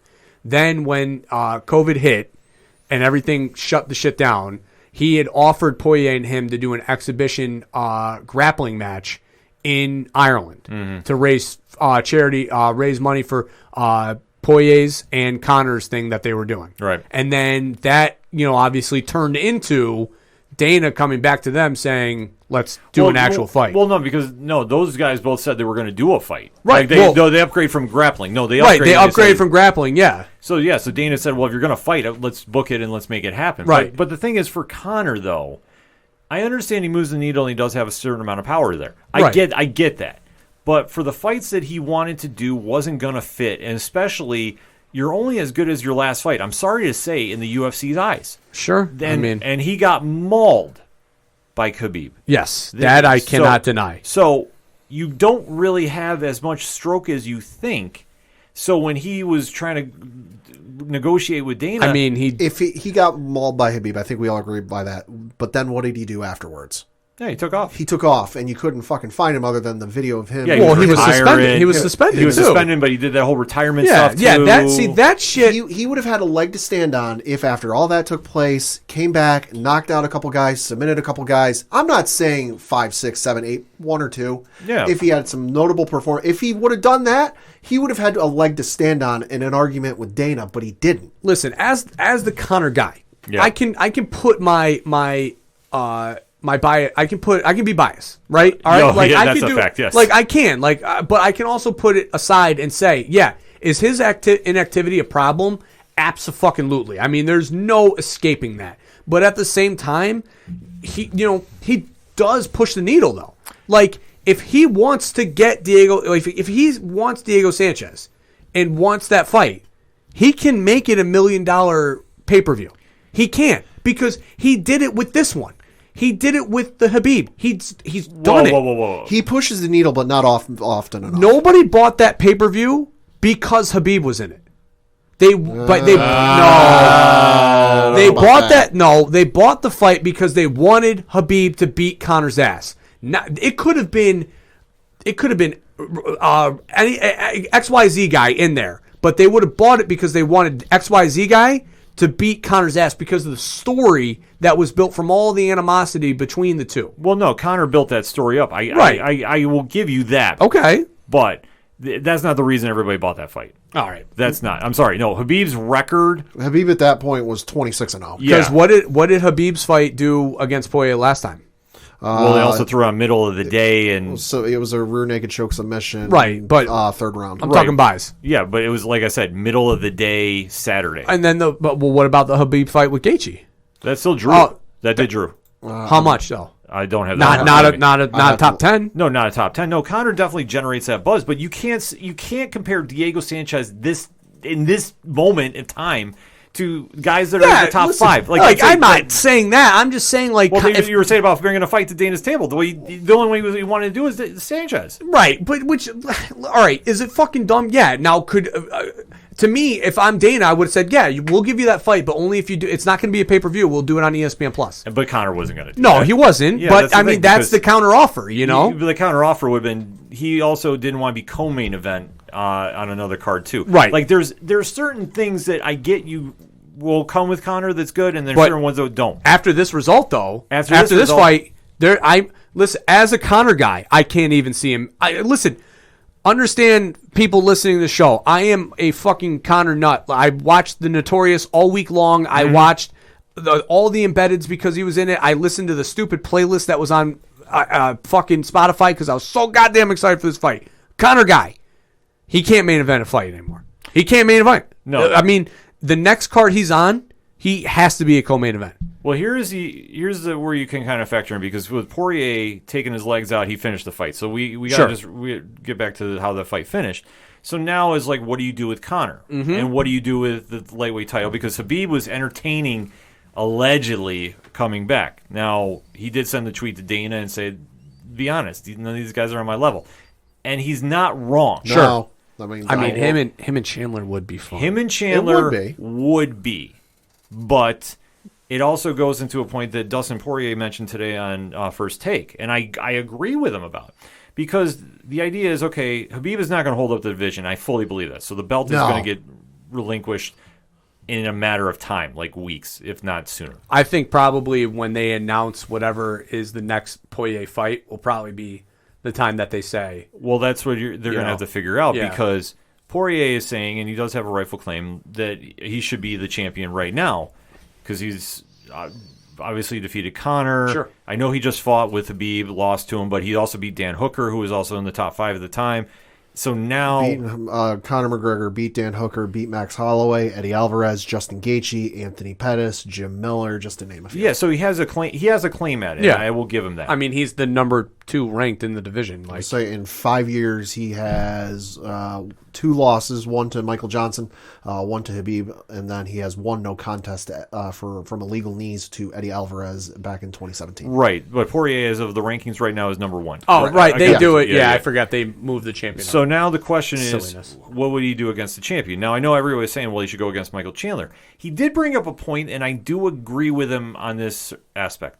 He said he wouldn't give the fight to Chandler now because Chandler just debuted in the UFC, and Charles Oliveira, who is on a 7-fight win streak and is currently now ranked number 3 in the lightweight division. Right. He said, I'd much rather do that fight because he's earned it in the UFC. Not taking anything away from Chandler. It was no disrespect. Who's 2 then? 2 is Gaethje right now. Okay. So the question is, where do we go with everybody? Now, for me, I think the fight you do make is Poirier-Oliveira. I fully do. I think you have to make Gaethje versus Chandler. That if you really want to see what Chandler's made of, put him in the ring against Gaethje, and let's see what we have there. Okay. Then the question is Conor. Now, Conor has already started doing the media rounds and saying he wants a trilogy fight with Poirier now. He still wants to fight Nate Diaz. So, being the Conor guy in the room, what do you see for your guy? Yeah, so, I mean, I watched the post-fight and listened to Bisping and Chael Sonnen talk about this, and I agreed with your boy Bisping that the next set of fights should just be as if this was a tournament. So it should be Chandler versus Poirier, and then the 2 losers, McGregor and Hooker, and just flip-flop the card. Have Poirier and Chandler be the main, and then Conor and Hooker be the co-main, and just do it that way. I mean, it's already set up. It's already, it just makes sense from a company standpoint. You just had these guys fight on the same card, so they're all roughly about the same time off from each other. As far as the suspensions. Except for Conor's leg. Yeah. I mean, and then I think after that, the Oliveira's Gaethje fight, is there. I think Conor versus Oliveira's might be there. And I think he's waiting the wing. Or maybe he just takes the winner of the Poirier Chandler fight. But one way or another, somebody's got to have the strap. Yeah, I agree, and I think that I think Poirier is going to be involved in that title fight, like whoever it's going to be. Yeah, no, he is. I just think, to me, the Chandler performance was so awe-shocking that the move for the UFC from a business standpoint is to, the bottle, the cat lightning in the bottle, and you just got to kind of go with it. So rushing him right into a title fight is the right move to me. Pat? No, I think you got to definitely give Poirier a fight against I don't know who, but it's got to be somebody for the belt. As for Conor, you got to give him somebody, but not on a main event. See, the only way you can do Conor as a main event, in my opinion, give him Diaz. Have him fight at 170. No, because here's why. No, I'm not disagreeing with you, Eric. I don't even think that's a main event. Oh, it is. It is. No, I know from the shit. Like, I'm just talking from the inside the octagon stuff. Like, the outside the shit's gonna be great. Like it's gonna be box office draw and everything. But just the inside the octagon stuff, I just don't think the fight wise should be a main event. Well, here's what we have to look at. Both fights have been huge buy rates for the UFC. Oh, absolutely. And there is a cult following for the Diaz brothers. So that they'll bring a certain demographic in because, Stockton. like I said, they have the guys that only watch Diaz fights. Conor's got a whole country that watches his and like I said, there's a cult following that does the same thing for Conor, that they only watch Conor fights. There's, like I say, there's certain demographics of fans that are strictly just they want to see a certain type of fighter. Sure. So you pair those two together, you'll get another buy rate. Plus, if Conor wins, he gets that luster back, he gets that shine back on him. Then he might be able to kind of call a shot and get himself back into a title picture at 155. Because if he beats Nate, he's definitely going to generate buzz. Like, this is mainstream stuff because of what they did last time. Right. It makes a lot of sense to me to do that. If you do that, the promos will start running all the old footage, the water bottle getting thrown and everything. Yeah. And you'll have a lot of people. You'll have a lot of people who may not remember that fight off name. Like, wait, that sounds familiar. See the footage and go, oh shit, I remember this. I'm in for this. Just watch it on Notorious. Yeah, I just saw that exactly. scene. That's what I'm saying. Like you have some fans that will know the names and it might ring a bell that they go, haven't I seen that fight before? See the video of all the trash talk and the nonsense back and forth, and they go, oh shit, that was really fun. I'm going to watch that. Yeah, because I think you got to do something like that with Conor if you really want to keep him in a main event level. I mean, do I think he should? No, but when you say that, that does make sense because if you want to, obviously the well is drying a little bit. So if you want that last bit of UFC pay, like if the UFC is like, hey, we need to milk, the Conor cow as long as we can, that is the move. Yeah. Because, putting him as a co-main's only going to hurt the luster more. Even if he does beat Hooker, which I think he would, it doesn't help him. It only elevates Hooker, especially if Hooker puts on a decent performance. So, yeah, I think the move is to strike, with this Diaz thing, especially since Diaz is looking for a fight. Yeah. Or I'd even say if they want to even get ballsier, put it on ABC. You just did the card with Holloway and Qatar. Okay. You put that on free TV. You want to draw ratings. You want to draw mainstream eyes to your product. Yeah, that's what you do. You're not putting that on the family. I'm just saying it's a ballsy move. But if you want to move that needle, they put a Diaz fight on Fox TV. But swore like a sailor. Yeah, Fox doesn't care. Fox is not Disney owned. You know what I mean? You could just see the mouse coming down the ringside of Nate and Nick. Yeah. Coming out to that Deftones music. Disney's going to see the numbers and go, nah, go ahead and do it. Yeah. I was going to say, because that's box office. You can see him coming. Yeah, you could just. Nate comes down to Tupac. Because I was saying Nick comes out to the Deftones. You could just see Mickey Mouse leading the way down to the ring. Do it at Disneyland. It'll be great. I don't know. You got to. I think that would be, if you're going to do that, it's got to be a pay-per-view. Oh, it would be. Yeah. Because, it's going to buy. Well, that's the thing. If you really want to see if Conor's still generating, because after this, people are writing him off, and I think that's very unfair. No, it's fair. no, not completely. Because here's the thing: he had a bad performance, but you have to give him the benefit of the doubt to come back. And that's where I say, is it him taking 5 years off and coming back, like when Lesnar did? Yeah. Is it that kind of scenario? No, it's not. So that's why I say, if you give Conor the benefit of the doubt and say, okay, if you're really committed to being an MMA fighter and you want to fight in the UFC, here's your options. You still want to be a main event? Well, we're still going to have that trilogy fight to get butts in the seats. You put on a great performance against Diaz, we'll factor you in against somebody in the top 5 of the lightweight title after that. What's funny too is, what about the BMF title? What is that thing doing?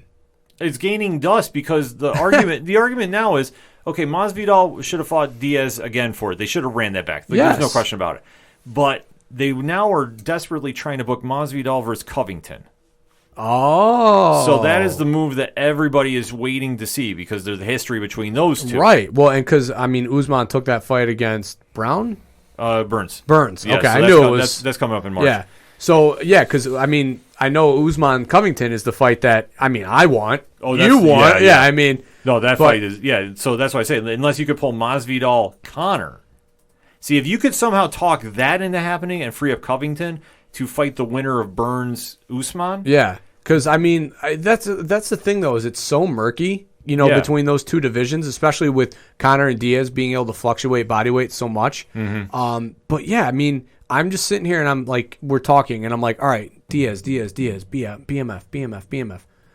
Why is that not, like, I know it was, a novelty thing, but why is that not being utilized for what it's worth? I mean, Well, because the thing about it is you still have to fight the normal rules of MMA. yeah, right, I get Yeah, it. yeah, like, which- it's just a novelty item, but Right. like, why not have it be? I mean, listen, Diaz having that belt, being able to go again, between two divisions, how fun would that be? I mean, look at the matchups that creates with the BMF title tag to it. I agree with you. If you're going to do that belt, and for all the pomp and circumstance you had with that thing, you should do something with it. Yeah. But I know that Dana is trying to get something going in for the divisions, obviously, because when Masvidal got beat by Usman, he took a little luster off that belt. Right. Well, it took a little luster off of Masvidal. Well, right. That's the whole thing. So But, now- I mean, that fight was shit. That was such dog shit. Well, exactly, because the Diaz get cut, and it's a stoppage. I'm sorry, Diaz's bleed on the way Well, I'm to talking the about the ring. Masvidal Usman fight too. That was such shit. It was just a clinch and stomp foot for 25 minutes. Because that's Usman knew he was going to beat him, but Yeah.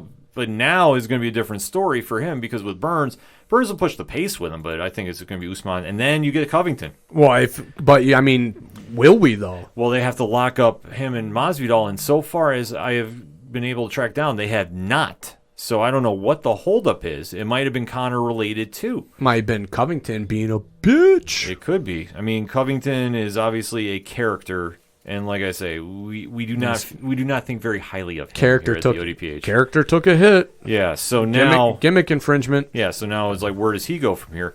But I think a lot is going to get resolved sooner than later because once the lightweight division cleans out a little bit and we get the pairings, because once Habib gives up the belt, Dana's going to be quick to act. Yeah. I mean, it has to be. I mean, this division right now. I mean, think about it, the light heavyweight for years. Even when John was Lightweight. there, Oh, light heavyweight, light yeah. heavyweight Yeah. for years was like there was always contenders to chasing John, and it was so much like and before John, with Liddell and Rampage and Machida, it was so many guys that came through that division. It was the hottest division in all of boxing, MMA, like the whole world, Mm-hmm. and now it's like the lightweight division now is the most lucrative division in all of MMA right now. Well, the thing about the lightweight division, just to wrap things up, it's always been the deepest. Right. But Yeah, the yeah, thing yeah. is, you haven't had guys to move the needle and get mainstream fans to pay attention. Conor, love him or hate him, was the guy to do it.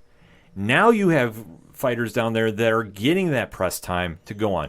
Like, would you say about 5 years ago, Dustin Poirier would be on ESPN Plus? Fuck no. That's the thing. No. Justin Gaethje? I mean, Habib? listen, the Chandler stuff and with a post-fight presser, that just elevated him completely because, going into this, I had no idea outside of other than what you told me. And then when I watched the UFC embedded stuff and the pre-pressers and all that stuff, I was like, this dude's pretty fucking chill. Yeah. And then the post-fight interview, and I'm like, that's my dude. Yeah. Not necessarily my dude, but like, you're kind of my dude. Yeah. So that all being said, a lot of headlines coming out of UFC 257. Hit us up on that hashtag ODPH. What about 258 and 259? Like, at least just talk about the mains. All right, we can talk about them quick. Just real quick, just tell them what they are. They announced the fights. Yeah, so the main event for UFC 258, which is taking place on February 13th at the UFC Apex in Las Vegas, is for the welterweight championship between Gilbert Burns and champion Kamaru Usman. And then for UFC 259, taking place on March 6th, venue to be determined. For the light heavyweight championship, you have Jan Blachowicz taking on Israel Adesanya. I'm so excited for that one. Yeah, and then I believe they also have two other title fights stacked for that card as I'll well. say that card you have for the women's featherweight championship, Amanda Nunes taking on Megan Anderson. And for the bantamweight championship, you have Peter Yan taking on Aljamain Sterling. Let's go. Yeah, what a night. That card is what a night. ridiculous. That's the oh one, my God. That's the only 3 fights announced for that card. Exactly. That's all you need. That was one, I believe that's March 7th. 6th. No, that's March yeah, 6th. yeah. Yeah, that I believe that there was a company that was going to try doing a wrestling pay-per-view that night, and they have to move their stuff. Yikes. Yeah. So, Yikes. a lot of news going on with that, and I guess to close out the MMA segment, because we have to address it, I was going to wait till... Just get it out of the way. Jake Paul has locked in a boxing match against Ben Askren. And as we found out on the Ariel Helwani show, Jake Paul has moved to Miami and is going to train with one Jorge Masvidal. Which, listen, Ben Askren is known as a wrestler, and Jorge Masvidal is not known as a boxer. Like, it just doesn't make sense. I mean, 2021, right? What can you say? Yeah. Or as we just say, the 13th month of 2020. I'm not going to watch that fight, but all I care is put Snoop on commentary. Yeah, that's all I want to see is the commentary. I don't want to see anything of that fight because that's hot garbage, and I am just going to give you my recommendation. Not watch that fight. Facts. Please don't. But if you want to watch a good fight, definitely catch the replay on twitch.tv/67podcast. We gave you our live reactions to UFC 257. So hit us up on that hashtag, and let's continue the conversation talking about all that's going on with the UFC. We're going to take a quick break. We'll be right back. Have you ever wondered what scotch will make your palate feel like it's just gone on a majestic journey through the Highlands? If LeBron will ever win another ring? Or if the Leafs will ever win another Stanley Cup?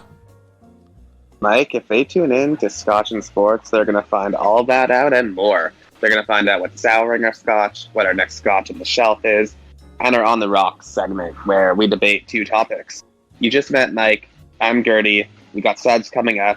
And we may be drinking scotch, but our biased opinions don't change no matter how much we've had. And we have quite a bit.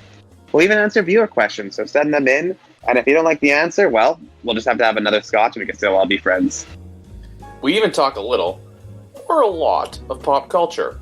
Where else can you find hot takes on WandaVision, NFL analysis, and the fact that the Leafs will in fact win the Stanley Cup this year? Answer, Scotch and Sports.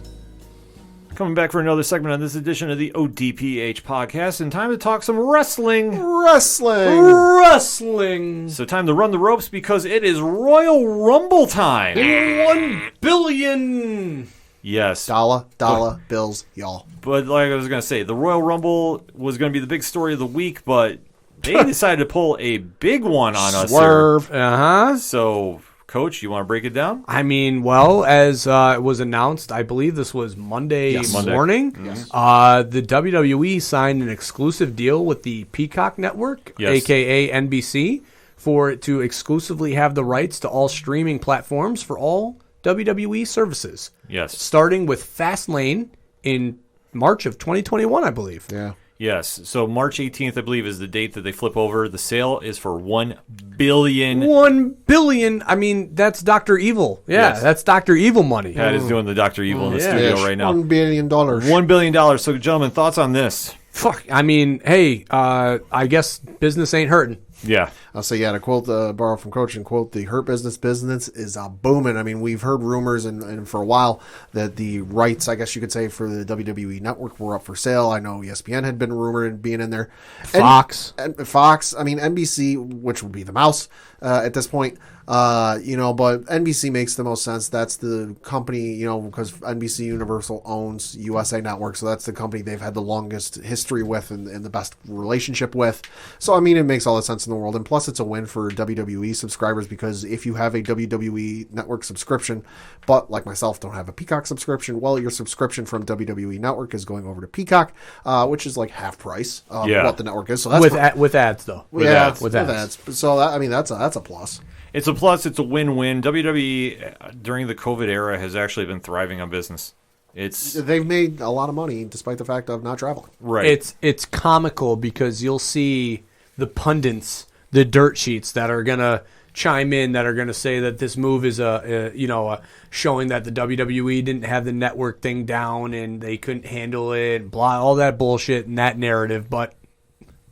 They have $1 billion and you don't. I mean, they had it down. It's just my only gripe with them for the longest time was when it came time for the big cards, the Manias, the Rumbles, the SummerSlams. You ran into issues. It froze. It couldn't handle it. And this was despite the fact that it's been going, 6 years now? 7 years now? I mean, I didn't have really any issues outside of the initial launch that I can really gripe on. I mean, we only when Ken and I would go watch with some friends, we would run into issues, like I said, with the big three, I guess you could say. The other ones, not so much, no issues. But when it came time for WrestleMania, it almost got to a point where it's like, all right, turn off your phones or turn them over. Don't read the social media because you're going to get spoiled because we've fallen behind a little bit. Yeah, it was just an issue that for the experiment that it was a huge success because where else were you going to get all the pay-per-views right to your subscription? It was also a steal considering what the price of pay-per-views used to be. Right, and now going to Peacock, you have to remember this for everybody that's saying like, oh, it's out of business or AEW ran them off, which, I mean, I've read that and I'm just like, folks, until you clear 1 million consistently on Wednesday nights, we really can't talk about ratings. It's also only a matter of time before some of their stuff ends up on HBO Max. Dude, listen, I mean, this move is a power move by WWE. Oh, absolutely. Because, I mean, I guess outside of the being able to control your own content, which they did, previous with their own network, they now have $1 billion, I mean, in their pockets to play with in an era right now where they're not touring. Where they don't have a house gate to help boost sales, and now the Peacock network, the people that are doing the $4.99 thing, they're obviously going to have cross platform commercials. So like when people are streaming The Office, because let's face it, if anybody did buy the Peacock network off the bat, it's because of that. So now they're going to have ads if they did the $4.99 version where they're going to see the WWE and blah, blah, blah. Like, so the cross promotion is going to be insane. I mean, the NBC Gold is folding too, the sports network. Right. Yes. So, I mean, a lot of this is tied into that. So, I mean, the NBC, that brand, that company, is literally is going like bananas right now. I mean, it's becoming a must-have. I mean, it's a win for WWE just because, according to the Variety article that was posted on Monday about the deal, in the third quarter of 2020, WWE Network had average paid subscribers of 1.6 million, down about 60,000 from the prior quarter, but an increase of 6% year over year, marking the service's first annual growth since the first quarter of 2019.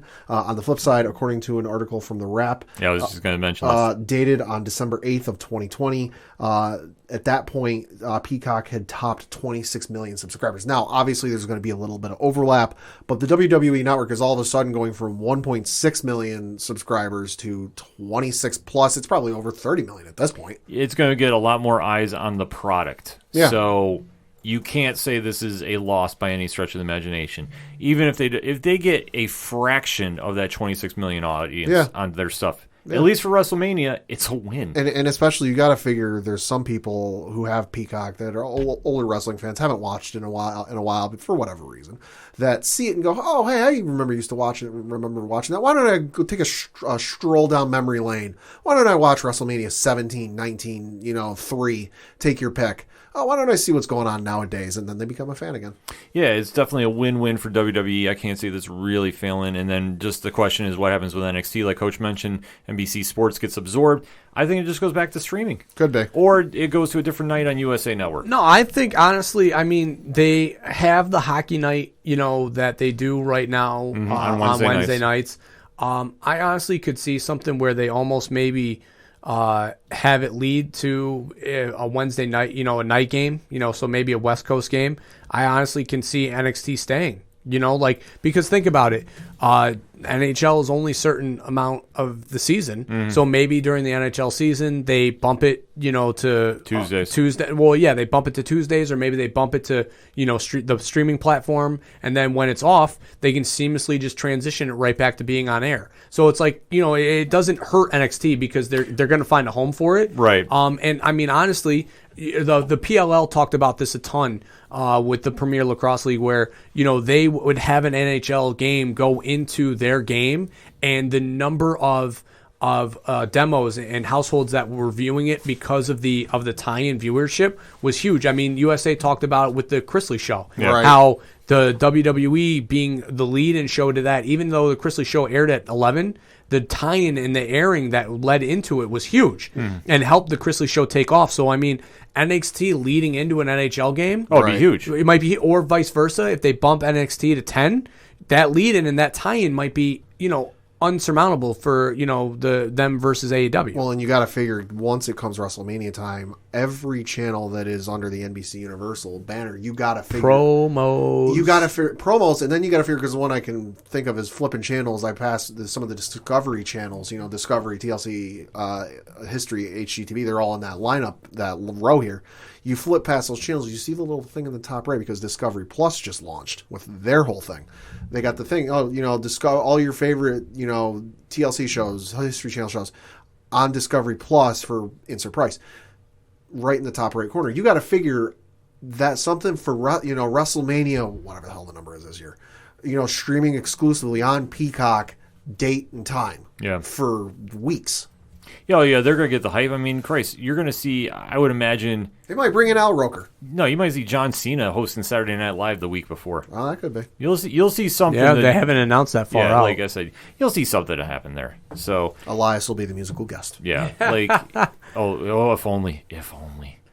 But we gotta get there first via the Royal Rumble. So definitely check out what Peacock is doing if you are interested in continuing the WWE subscription. Because, like I say, there's only a couple more pay-per-views left. The Royal Rumble is one, and that is coming up this Sunday. Yeah. So definitely, Pat, you got the information for that? Yeah, so like Ken said, the Royal Rumble taking place this Sunday, 7 o'clock on the WWE Network. One of possibly my favorite pay-per-view of the year, just because of the uncertainty of it.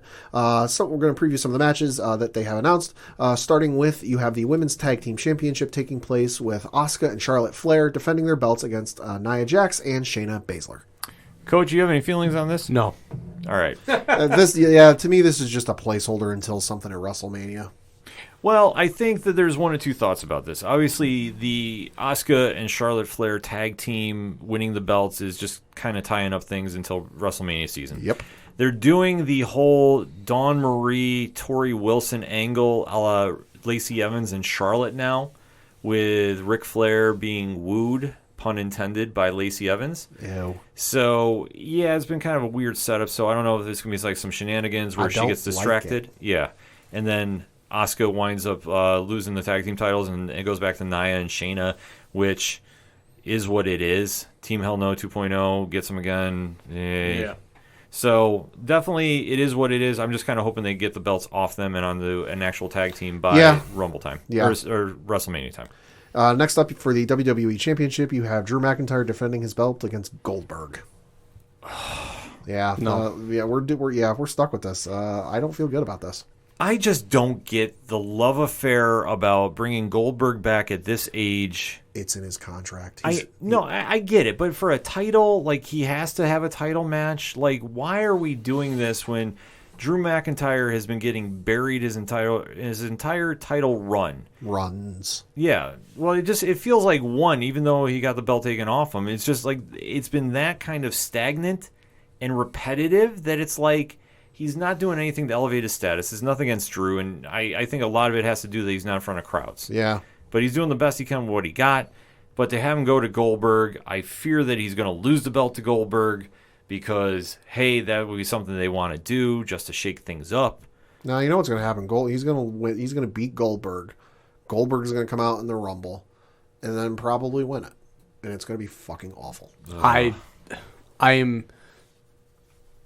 I've already said my piece about Goldberg, so I'm just going to leave it there because I'm not going to tie it with the rest of the show.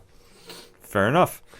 On to the non-main event. Yeah, so this is for the Universal Championship where Roman Reigns is defending his belt against Kevin Owens in a last man standing match. If those with weak constitutions might not want to watch this. These two have fantastic chemistry together. Yeah, they do. Yeah, but I mean, it's been a lot. It's been a lot of Kevin Owens versus Roman Reigns, and I know the first time Kevin got a lot of offense in, which wasn't expected. I don't see it going that way this time. I think it's going to, because I think what they really want to try establishing is Roman can be beat. He's not going to, but I think they really want to establish, like, Owens put a good threat on him and can kind of show that maybe he's giving the blueprint to somebody else to do it. Yeah, because you definitely want to keep him at least a little bit, human, a little bit normal, because that'll keep the eyes there. If you just have it where he continuously beats the holy hell out of people, and it's just to the point where it's like, oh yeah, he's facing insert wrestler, Cesaro, Daniel Bryan, Shinsuke, whoever it is, if you just have him continuously win in dominating fashion, people are going to turn off and go, well, I know he's going to win this match. It's been the storyline that's been dominating WWE television, and it's rightfully so, because the heel turn of Roman Reigns has been the breath of fresh air we've been waiting for. Like, I wish Raw would pick up on this, but Raw has just been a shell of itself. And it's just not been good to watch. No. SmackDown from top to bottom has been a phenomenal time to watch. With everything going on, even Sasha Banks has made Carmella become interesting. Like, that's how good that show has been. I'm sorry, I'm not that impressed with Carmella, but damn it, in a program with Sasha, and Sasha's making her look like $1 million. Same thing here. Roman as a heel has been doing everything we want to see out of a heel, and he's been the cool heel too. Like, he hasn't been too corny, he hasn't been too traditional, and they definitely been pushing the envelope where he is just going after everybody. So I think this is going to be a compelling match. I definitely like Roman to retain here. Yeah. And then we get on to the actual main event of main events. Yeah, so you've got the Women's Royal Rumble match taking place. Of course, that is the one where 30 women enter. One woman will be left standing, and she challenges the champion of her choice.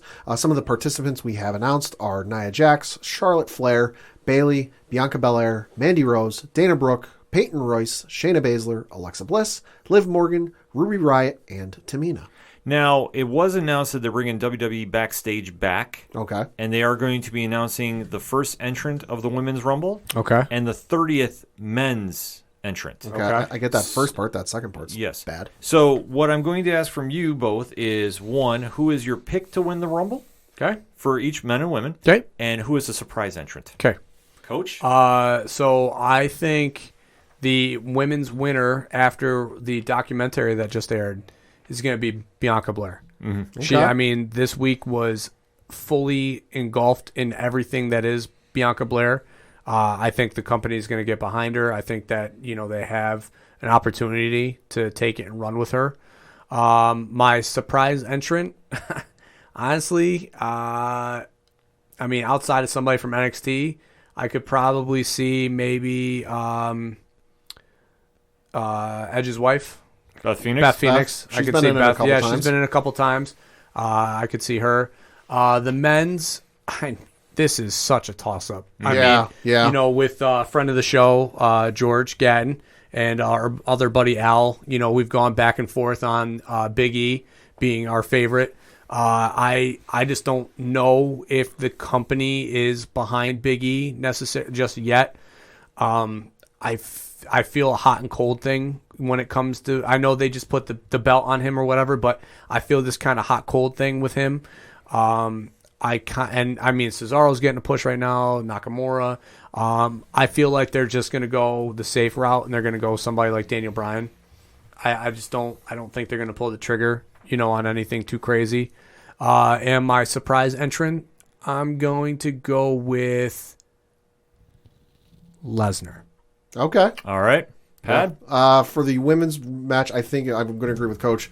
Bianca Belair, I think for all the reasons he mentioned, but I think also because of the performance she had last year. Obviously, we know what these things, they have them at least penciled or kind of rough ideas of what they're going to do each year or going into next year. I think her performance and what she did last year opened up a lot of people's eyes and kind of gave her some shine. They're like, hey, why don't we do this again? But, you know, have her win the whole thing. For my surprise entrant, Ken's going to like me for this, but this is based off of some rumors and some hearsay we've been hearing over the last couple of months. Eva Marie. I'll read everything. It's rumored she's back with the company. She's been down at the training center. She's been down at the training center. I think this is where you bring her back. For good or bad, we'll see. Will they pump in heel noise for her? She's going to get booed out of the building. Maybe. Maybe. And then for the men's Royal Rumble match, I'll just read off quick. Some of the same rules apply. Some of the participants announced for this: Edge, Dolph Ziggler, Sami Zayn, Mustafa Ali, who's taking the place of Kofi, Jeff Hardy, Cesaro, Otis, Shinsuke Nakamura, Sheamus, AJ Styles, Jey Uso, John Morrison, The Miz, Bobby Lashley, Daniel Bryan, Big E, and Randy Orton. I think the winner of this is going to be Daniel Bryan. I think that's the one that they have him go up against Roman, because Christ only knows what they're going to do with Raw. I don't think even they know what the hell they're going to do.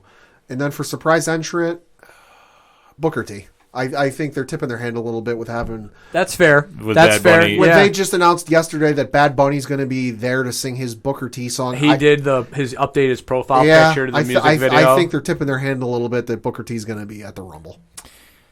Okay, so Women's Royal Rumble. I think it should be Bianca Belair. Okay. Now, she obviously has risen her stock with that company lightfolds.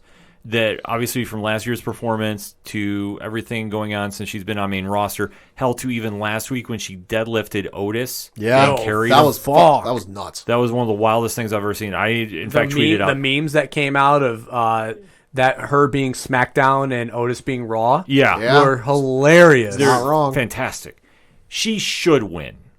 But I have a feeling that they're going to give the Rumble win to somebody else. Now, I am going to go and say lock it in. She will wrestle for the women's title on SmackDown at Mania. Okay. So she will. Like, it'll be like if they do Elimination Chamber next month, she'll win that. Okay.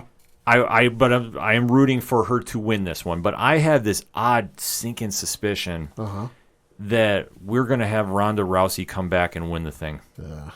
I'm hoping I'm wrong. I really do. I genuinely hope I'm wrong about this. I hope it's Bianca. I want to see Bianca win because I think she's fantastic. But I will say Ronda will be the surprise entrant. I feel like they'd save that for a crowd. No, not necessarily. I mean, No, I think right now the with everything that's going on, the save it for the crowd thing is like reserved for like Lesnar. Like Yeah. they're willing to do anything at this point right now because this is what they're dealing with. You know, like this is the environment they have. Saving it for the crowd does nothing when who knows when the crowd's coming back. right. We do know that the first time they're going to be having a live crowd is WrestleMania. Right, But, but They're going to pop for everything. Right, but that's exactly. yeah. Throw that out. It's apples and oranges. Yeah. You can't compare them. But what I'm saying is, going off this idea, they just signed the deal with Peacock. Right. True. If you want to try getting more non-wrestling fans to look at the product, what better way than generate some buzz than get Ronda Rousey, who people know from... That's what I'm saying. I mean, Like, that begs the question, though. Does she have the same draw that she did at the height of her UFC fame? it's hard to say. I mean, Right. she's been big on Twitch. She's been doing some Oh, other sure, stuff. So sure. it's not to say it's all the Rumble thought. Like I said, I'm hoping Bianca Belair wins. But I think she'll get the SmackDown title shot anyway. But I think Ronda is going to win and then get the Raw shot. Honestly, I thought you were going to ask who we thought was number 130, and for the women's, I think it would be Bianca. That would be the story they would do. See, I think that they should do that, but I could definitely see it being like a letdown. Like, It usually is. Like something like you'll have like Dana Brooke be number one. That just Could be. Just to tip the hat like that, like to be the one, and I mean, it would make a fantastic story though. Don't get me wrong. You know who's Shayna's tag team partner? Nia. You know what'd be funny? Nia is number one. Oh, I'd go for that. I'm like, Since she almost killed poor Dana Brooke last night. again. So, God. Yeah, God damn it! I don't understand that. I genuinely don't. Danger! Yeah, you would think you would pull the alarm on that one. Literally watch that and turn to Aaron. I go, she's gonna kill somebody. Yeah. I mean, there's just no question about it. So for the men's, I gotta say my surprise entrant is Lesnar too. Okay, For the same reason. For the same reason. Yep.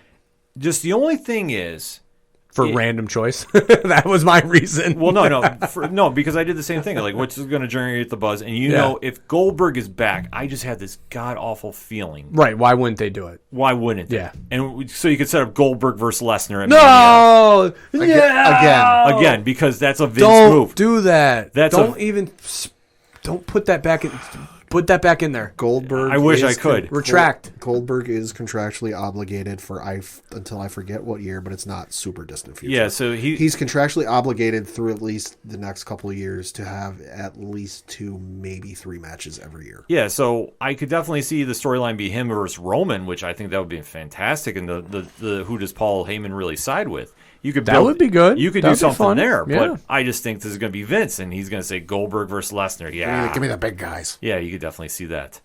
I hope I'm wrong. Well, I mean, they're doing 2 nights, and they've already. The rumor going around is that they need 4 main event style matches per night. I mean, it could be Cena. So, like, that's the thing. Yeah. You're going to have somebody come in like that. The one I'll say is definitely rule out The Rock. Right. That's put that baby to bed. Yeah, that's not happening. He's not coming. He's too busy singing Moana songs for his daughter. Right. I mean, if anything, it'd be next year. Yeah. Like I Because said, that's not happening. Not in front of a crowd. no, he's gonna do it in L.A. There's no. You can just wipe any idea he's wrestling before then. Yeah, he's not doing it for Tampa Bay. He ain't gonna do it Tampa Bay. Sorry, our Florida listeners, but no. I mean, I know If it was in Miami, If it was in Miami, Yeah, baby. Yeah, Miami. Yeah. Miami got some, but Tampa, nah, sorry, ain't Not got so that. much. No, but we'll just have to wait and see about it. Like I say, I'm kind of hoping the dark horse picks though. Who wins? You didn't say who won. Oh, I said Lesnar. Oh, you think Lesnar surprises and wins? Yep. Okay. Yeah, like I say, I hope I'm wrong. Like in Right. my perfect world, Bianca Belair wins, and then on the men's side, Jey Uso, which would create a true storyline between him and Rock. Okay. That do you give up your title shot for the family, or now is your one shot at glory, and go from there? I really hope. I mean, Big E had. They separated them. They did all this. I really was hoping that they were going to pull the trigger, and I just don't see him doing it. See, the thing is, since he's IC champ, he's not. If I'll put this asterisk by it right now. You can see me drawing it. I did. He did draw it. ladies and gentlemen. If he wrestles on the pre-show against Sami Zayn, and he drops the belt, he's winning the Rumble. Right, but I mean, he could still even lose it. I mean, there's still 2 pay-per-views before Mania after the Rumble. So. No, but that'll be the big story. If he drops it, he's winning it. Right. And you can wipe anything I just said away. Right. So, and then we go from there, but we'll find out on Sunday when it comes about. WWE Network still on there this Sunday. For now. And we are going to be live reacting to this on twitch.tv/607podcast. So you'll get our live reactions. You'll hear if I'm right. You'll hear if I'm wrong right then and there. I'm going to try and see if Finn wants to stay up. So let the my 5-year-old son, catch his second Rumble. He didn't make it for the last one. So hopefully the men go on early so he can stay up and see, some of his guys go out there. Yeah, I think it just depends on who the big surprise is going to be. Because I think if it's Rousey winning, yeah. Last year I let my then 5-year-old daughter stay up because the women went on early, so Yeah. I let her watch that. So definitely a lot of storylines going in. So we'll have to see what happens. Jump in that chat, twitch.tv/607podcast, and then hit us up in between on social media. You can find all our Twitter links at ochodoroparlayhour.com if you head over to our Twitter account at ODParlayHour. Let us know your picks for the Royal Rumble going on this Sunday. We're going to take a quick break. We'll be right back. Greetings, henchmen and loyal subjects. I am Evan the Great. I'm JVD. We're your hosts of the Fictional Battle Podcast, Crossover Collision, brought to you by the Villains Demand. If you love hearing in-depth breakdowns of your favorite characters and what they are capable of doing while fighting in random battlegrounds against other fan favorites, then this is the podcast for you. New episodes drop every Friday wherever you listen to your favorite podcast or over on thevillansdemand.com. Coming back for the final segment on this edition of the ODPH podcast. Time to round the bases and take the show home, Pat. Got to talk a little Baseball Hall of Fame because the 2021 Baseball Writers Association announced their Hall of Fame vote, or who's getting in and who's not. And for the 5th time, I believe, 3rd or 4th time, I want to say, in the last 50 years, and the 9th time all time, nobody's getting in. Curt Schilling was the leading vote getter. Now, the thing I should note, to get into the Baseball Hall of Fame, you need 75% of the total vote to get in. Curt Schilling was the leading vote getter with 71.1% of the vote. Next was Barry Bonds with 61.8% of the vote. Third was Roger Clemens with 61.6% of the vote. Some other notables just outside there, Scott Rowland in his 4th year on the ballot, 52.9% of the vote. Omar Vizquel, who played for like 1,000 years. Yeah. Don't believe me, look up his stats. Dude played for like 15 years. It's something absurd. Finished with 49.1% of the vote. Now, the thing we should note, but Curt Schilling, Barry Bonds, Roger Clemens didn't make it in. Nobody made it in. So the 2020, now what would have normally been the 2021 Hall of Fame weekend is being ceded to the 2020 Hall of Fame weekend because, well, they didn't get it last year because of the pandemic going on. And since there's nobody going in this year. So if things are able to happen up in Cooperstown, that will be taking place. A couple names fell off. Nobody of real note. Just Nick Swisher for us, the Yankee fans, fell off the ballot. AJ Burnett fell off the ballot. To fall off the ballot, you need to get less than 5% of the vote. So those are just some notables to fall off the ballot. But some interesting names next year for the 2022 ballot. Won't go through the whole list, but some dude named Alex Rodriguez. It's his first year on the ballot. You also have David Ortiz. It's his first year on the ballot. So definitely some, Prince Fielder, it's his first year on the ballot. Joe Nathan was a staple up there in Minnesota for a lot of years. Tim Lincecum, the freak, his first year on the ballot. Jonathan Papelbon, it's his first year on the ballot. So definitely some interesting names. Well done, Pat. Thank you. Definitely some interesting names on the ballot next year to see whether they get in or not. Nathan, I think, could be an underdog in, but I could definitely see him getting there. Yeah, no, at some point. Not first ballot, at some point. It just depends on what they want to do with A-Rod and Ortiz. Yeah, that's so you thought Clemens. You thought Clemens and Bonds got some tests. A-Rod's going to be the real test. A-Rod's going to be a real struggle to get in my opinion. Yeah. Coach, what you got? Well, it's the week before the Super Bowl, so or the 2 weeks before that break in between that they have. So the NFL is gearing towards the mock draft because there's only 2 teams left, and it's mock draft season, baby. The Senior Bowl is actually practicing today. They had players posted online of their height and weights and everything. In the initial, mock draft, Mel Kiper, I'm not going to give away a lot of it because it's behind a paywall, and I respect the paywall. But let's just say there was 2 wide receivers going in the top 3 and 4 quarterbacks going in the top 15. Interesting. You pencil in who you would like where, but very interesting initial mock draft. Yeah, everything is going to be focusing on the draft now, except for Kansas City. Except for Kansas City and Tampa Bay fans. The rest of us gearing for the draft. Yeah, That's what we've shifted our attention to. It's going to be a wild one this year. That I think that especially with the possible moving of Aaron Rodgers, Deshaun Watson, Matt Stafford. Like I said, 3 or 4 weeks ago, the Jets literally control the power of the draft. Yeah, they have all the power because Jacksonville is obviously going Trevor Lawrence, and here they are, number 2, the Jets. All the power in their hands. Is absolutely wild to see. But how crazy is it that Deshaun Watson wants to take the Jets over Miami? I just have to throw that in there. I mean, I don't know. Well, he's got a relationship with Slay. Yeah, which is what I read. So I guess, when you have a relationship with a guy, I guess that makes sense. Yeah, but I'll still just throw. I know you want the knife and just twist it a little bit. Yeah, so I have to get my saltiness out of the way before I get to my base. And that is, on a somber note to close the show, it is the 1-year anniversary of the tragic passing of Kobe Bryant. Him and other passengers passed away in a helicopter crash a year ago. It's so surreal to still think it feels like it just happened yesterday. Yeah, and for me, it feels like it's been longer just because, obviously, wow, has it really been a year? It feels like longer. This is really the case because 2020 being what it was, it feels like that was longer ago. Yeah. I mean, we were talking about it at work today because I still remembered it like it happened yesterday. I remember exactly where it was, what was happening, at one of Olivia's basketball games. Yeah. Shit was tough that day. It took me fucking weeks to get over, so I made it about 5 minutes into the tribute show that they had on ESPN before I was like, I'm not going to relive this because it's just too painful. Yeah, no, absolutely. Like I said, it just feels so surreal. Like it didn't happen. Yeah, it's just it feels like it's supposed to be a bad dream. And I'm supposed to wake up. Yeah, no, I mean, for me, that it reminded me a lot of when I heard Michael Jackson died. That it was just one of those ones that I looked online and breaking news, Michael Jackson. I'm like, what? Yeah. What? Like coworker came up and told me I was at work when the news came out that he'd passed away, and coworker came and told me, and it was just. What? Like 1 and 1 was not equaling 2 in that instance. Yeah. And it was reliving that day and that moment. It was just like I couldn't.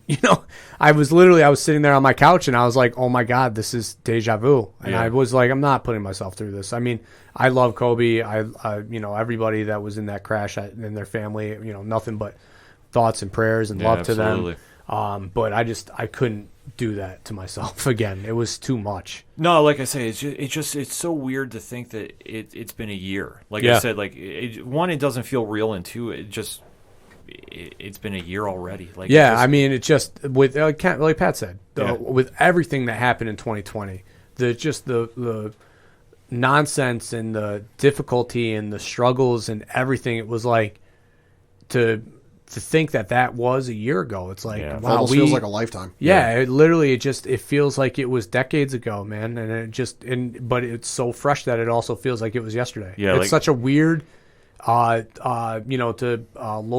thing, Twilight Zone type thing, Yeah, no, it's absolutely just surreal to feel, and like I say, Coach put it best. I mean, from all of us at the panel, there's still our thoughts and positive energy out to the victims of the trash, the families of the victims, and it just makes you realize that not everything is guaranteed, and you gotta just take every day for what it is and make the best of it, because unfortunately, it's not a guarantee that tomorrow's gonna happen. Facts, yeah. So, on that note, the music you heard on this edition of the ODPH is that of Brian Wolf. Now, we know him from Fair City Fire.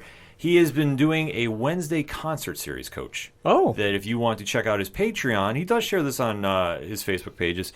You can see what he's going to be doing because the Patreons will pick the concert. He won't let me do Nickelback, and there's an inside joke that you have to hit him up on social media to ask him about. I don't want him to do Nickelback, so I won't. Yes. Ken and I do. Yeah, we do because we'll tell you the story off air. But if you want to find out about that, you swing on over to the music section of the Ocho Duro Parlay Hour webpage, ochoduroparlayhour.com, where you can check out everything going on with them, Second Suitors, Shout at the Robots, Floodlands, Tom Jolu, all the great music you hear on the show.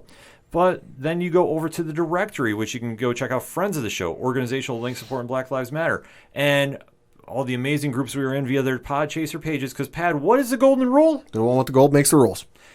No, it's not it. But I do love it that you brought that reference back. No, the rule is if you are in a pod group and your group is not represented on Podchaser, you're not in a pod group. So definitely want to give a quick shout out to everybody in Pod Nation, the aPODalypse, Alternate Reality Radio, the Legion Independent Podcast, and 8122 Productions and hashtag 67 Podcasts. And our guys over at 8122 had a lot of choice things to say on the Patreon directed towards Conor McGregor, Coach. So you might want to have a word with him outside the show. Yeah, I'll see Diesel when I see him. Don't you worry. Oh, I mean, he's anticipating that as well. Plus, I got a table waiting for him because he's talking some egregious nonsense about the Bills. What you want to find out what we're talking about? Simple. Sign up for their Patreon. Patreon.com/8122 Productions. $1 gets you in the door. $3 gets you a comfy seat at the table. And you can have all the Rich, Ron, Mike C, and hashtag Big Natty Cool you can handle.